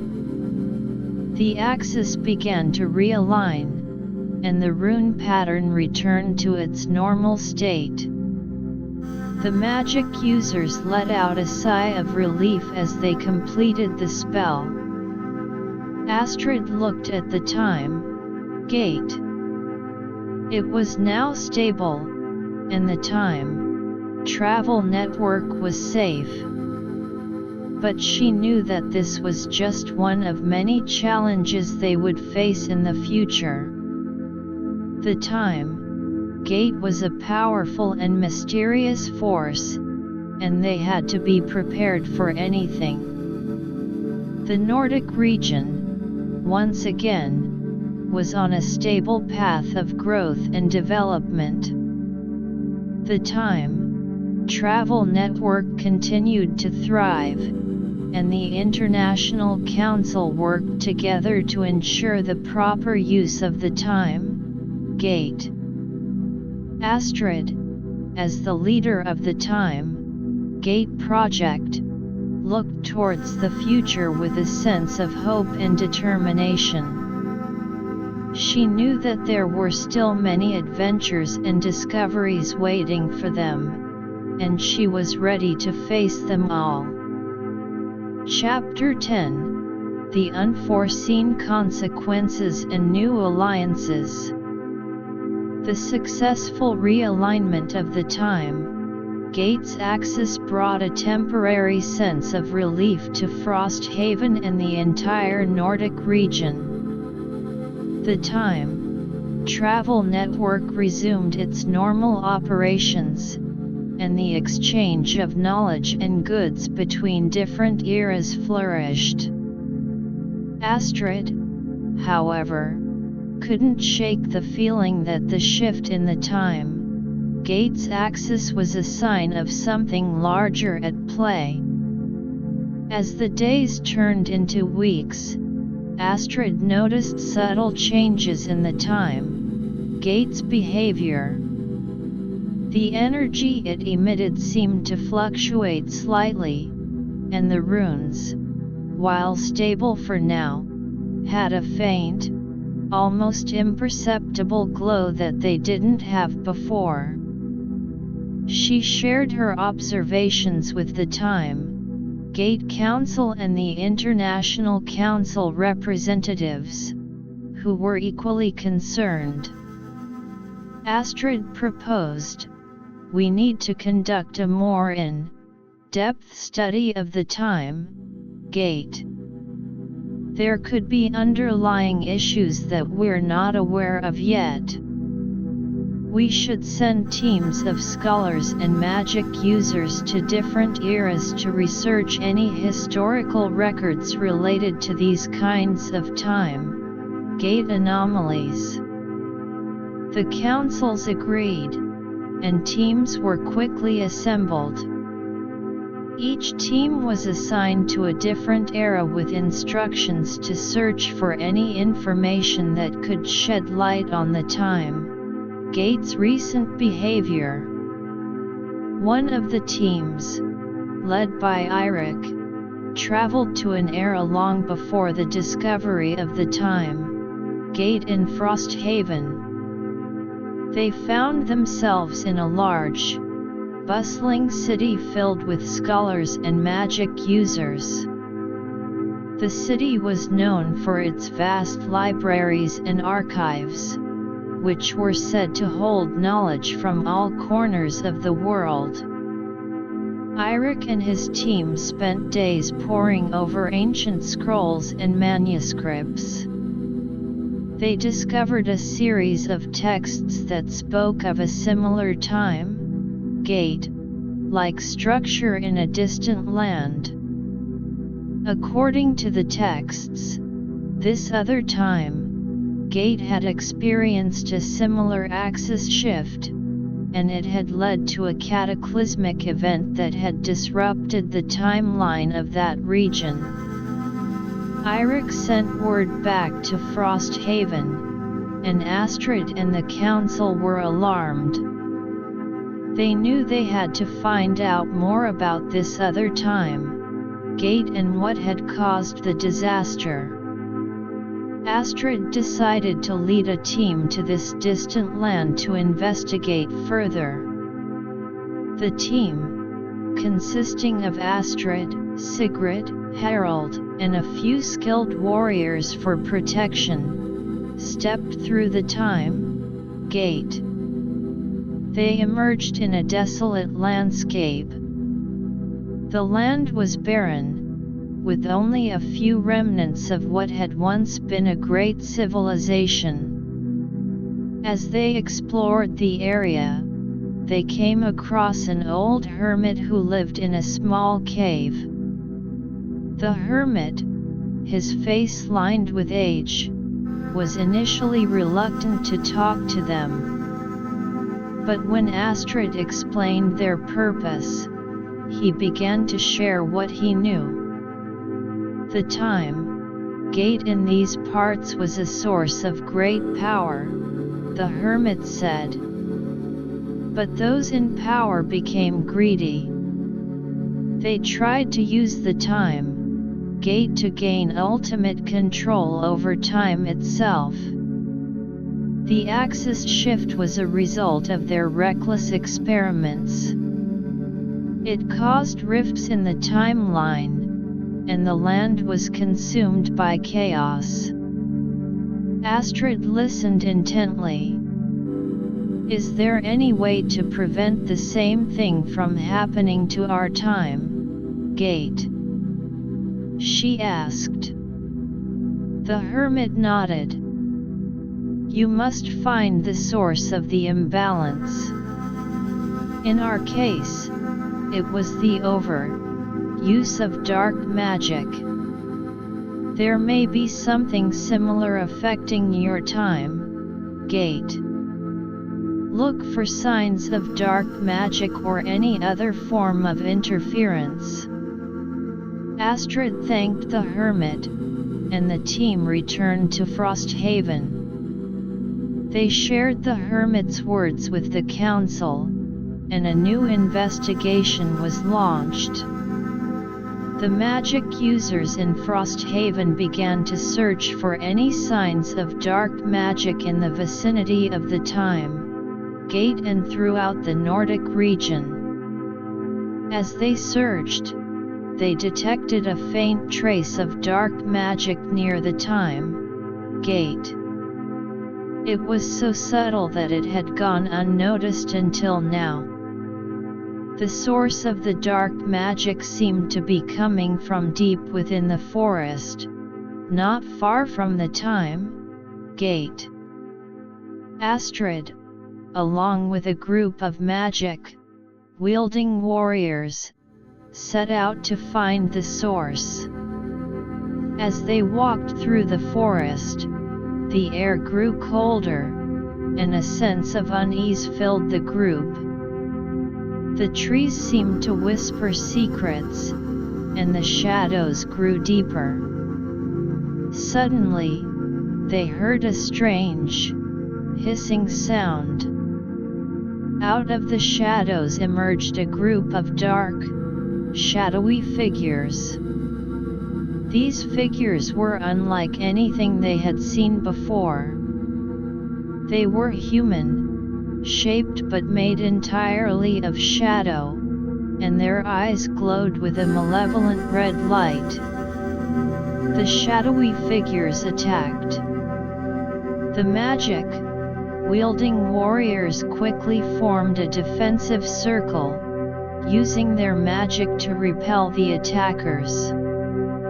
Astrid, drawing on her knowledge of the time gate's power, created a shield around the group. Sigrid, her hands glowing with white, hot magic, launched a series of spells at the shadowy figures. "These things are filled with dark magic," she shouted. Harold, the wise old magic user, used a spell to try and dispel the dark magic that was fueling the figures. "We need to find a way to break their hold on this place," he said. As the battle raged on, Astrid noticed that the shadowy figures seemed to be drawing their power from a large, black crystal hidden among the trees. She signaled to a group of warriors, and they fought their way towards the crystal. One of the warriors, a young and brave man named Leaf, reached the crystal. He tried to grab it, but the moment his hand touched the crystal, he was filled with a surge of dark magic. Leaf fought against the dark power, his face contorted in pain. Astrid rushed to his side. She used the power of the time gate, channeling a stream of pure, positive energy into Leaf. The dark magic was slowly pushed out of his body, and he was able to break free. With Leaf's help, Astrid and the warriors managed to destroy the black crystal. As the crystal shattered, the shadowy figures let out a collective shriek and disappeared. The forest seemed to sigh with relief, and the cold, dark energy dissipated. Back in Frosthaven, the council was informed of the discovery. They realized that the dark magic was a serious threat to the time gate and the stability of the timeline. But they also knew that they couldn't face this threat alone. Astrid proposed reaching out to other magical communities around the world. "We need to form alliances with those who have knowledge of dark magic and how to combat it. There may be other time gates out there, and we need to work together to protect them all." The council agreed, and emissaries were sent to different parts of the world. The first destination was a distant island known for its powerful magic users and their deep understanding of the balance of magic. The emissaries arrived on the island and were greeted by the island's elders. They explained the situation in Frosthaven and the threat of the dark magic to the time gate. The elders were alarmed and agreed to send a group of their most powerful magic users to Frosthaven to help. Over the next few weeks, more emissaries returned with positive responses. Magic, using communities from different lands, pledged their support. They all recognized the importance of protecting the time gates and the balance of time. Astrid, along with the council, began to plan how to use the new found alliances. They decided to hold a grand gathering in Frosthaven, where representatives from all the allied communities would come together to discuss strategies for combating the dark magic and safeguarding the time gates. The day of the gathering arrived. Magic users, scholars, and leaders from all over the world filled the streets of Frosthaven. The longhouse was too small to accommodate everyone, so a large, open-air meeting place was set up in the village square. Astrid welcomed the guests and gave a speech about the threat of the dark magic and the importance of unity. We are all connected by the time gates and the balance of time. The dark magic that threatens our time gate could spread and affect all of us. We need to work together to stop it. The representatives then began to discuss their individual knowledge of dark magic. Some had encountered similar threats in the past, while others had developed unique spells and techniques for combating it. A powerful magic user from a far-off mountain kingdom spoke. We have a spell that can detect the presence of dark magic from a great distance. We can share this spell with all of you, and we can set up a network of detection points around the time gates. An elder from a desert-dwelling community added, "We have knowledge of ancient rituals that can purify areas contaminated by dark magic. We can use these rituals to cleanse the areas around the time gates." As the discussions continued, a plan began to take shape. The allied communities would work together to create a network of protection around all the known time gates.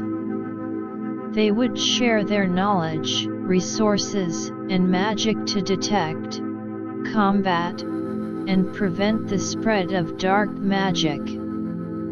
The magic users from the different communities also began to collaborate on creating new spells specifically designed to counter the dark magic. They spent days in the Frosthaven library, poring over ancient texts and combining their knowledge to develop these spells. Astrid, seeing the unity and cooperation among the different communities, felt a sense of hope. But she also knew that the road ahead would be long and difficult. The dark magic was a powerful force, and they had to be prepared for any unexpected twists. One day, while the magic users were working on the new spells, a messenger arrived from one of the distant time gate locations. The messenger was in a state of panic. The dark magic has returned. It's stronger than ever, and it's attacking the time gate. Astrid and the council were immediately alerted. They quickly assembled a team of the most powerful magic users and warriors and set off for the Time Gate location. When they arrived, they saw that the Time Gate was surrounded by a thick, black cloud of dark magic. The runes on the Time Gate were flickering, as if they were struggling to maintain their power. The magic users wasted no time. They launched a coordinated attack on the dark magic. The new spells they had been developing were put to the test. Sigrid used a spell that created a beam of pure, white light to cut through the dark cloud. Harold, meanwhile, used an ancient ritual to weaken the source of the dark magic. The warriors, armed with enchanted weapons, fought off the shadowy figures that emerged from the dark cloud. Astrid, using the power of the Time Gate itself, created a counter force to push back the dark magic. The battle was fierce, but the combined efforts of the Frosthaven team and the local magic users began to pay off. The dark cloud started to dissipate, and the Time Gate's runes regained their strength. As they fought, Astrid noticed something strange. The dark magic seemed to be reacting to the Time Gate's power in a way that suggested it was trying to absorb or corrupt it. She realized that they needed to find a way to not only repel the dark magic but also to protect the Time Gate from future attacks at a deeper level. After the battle, Astrid called a meeting of all the magic users and leaders present. "We need to find a way to fortify the Time Gates against the dark magic.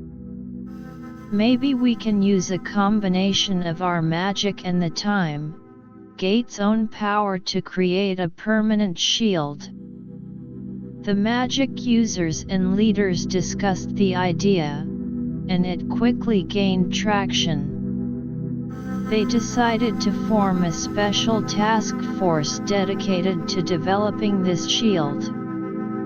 The task force would consist of the most knowledgeable magic users from all the allied communities, and they would work together to create a spell that would protect the Time Gates from the dark magic once and for all.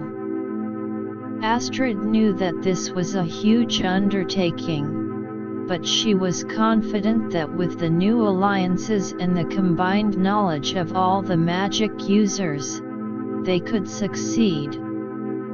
The Time Gates were too important to lose, and she was determined to do everything in her power to protect them and the balance of time. As the task force began its work, Astrid looked towards the future, filled with a sense of determination and hope. The battle against the dark magic was far from over, but she knew that they were now better prepared than ever before.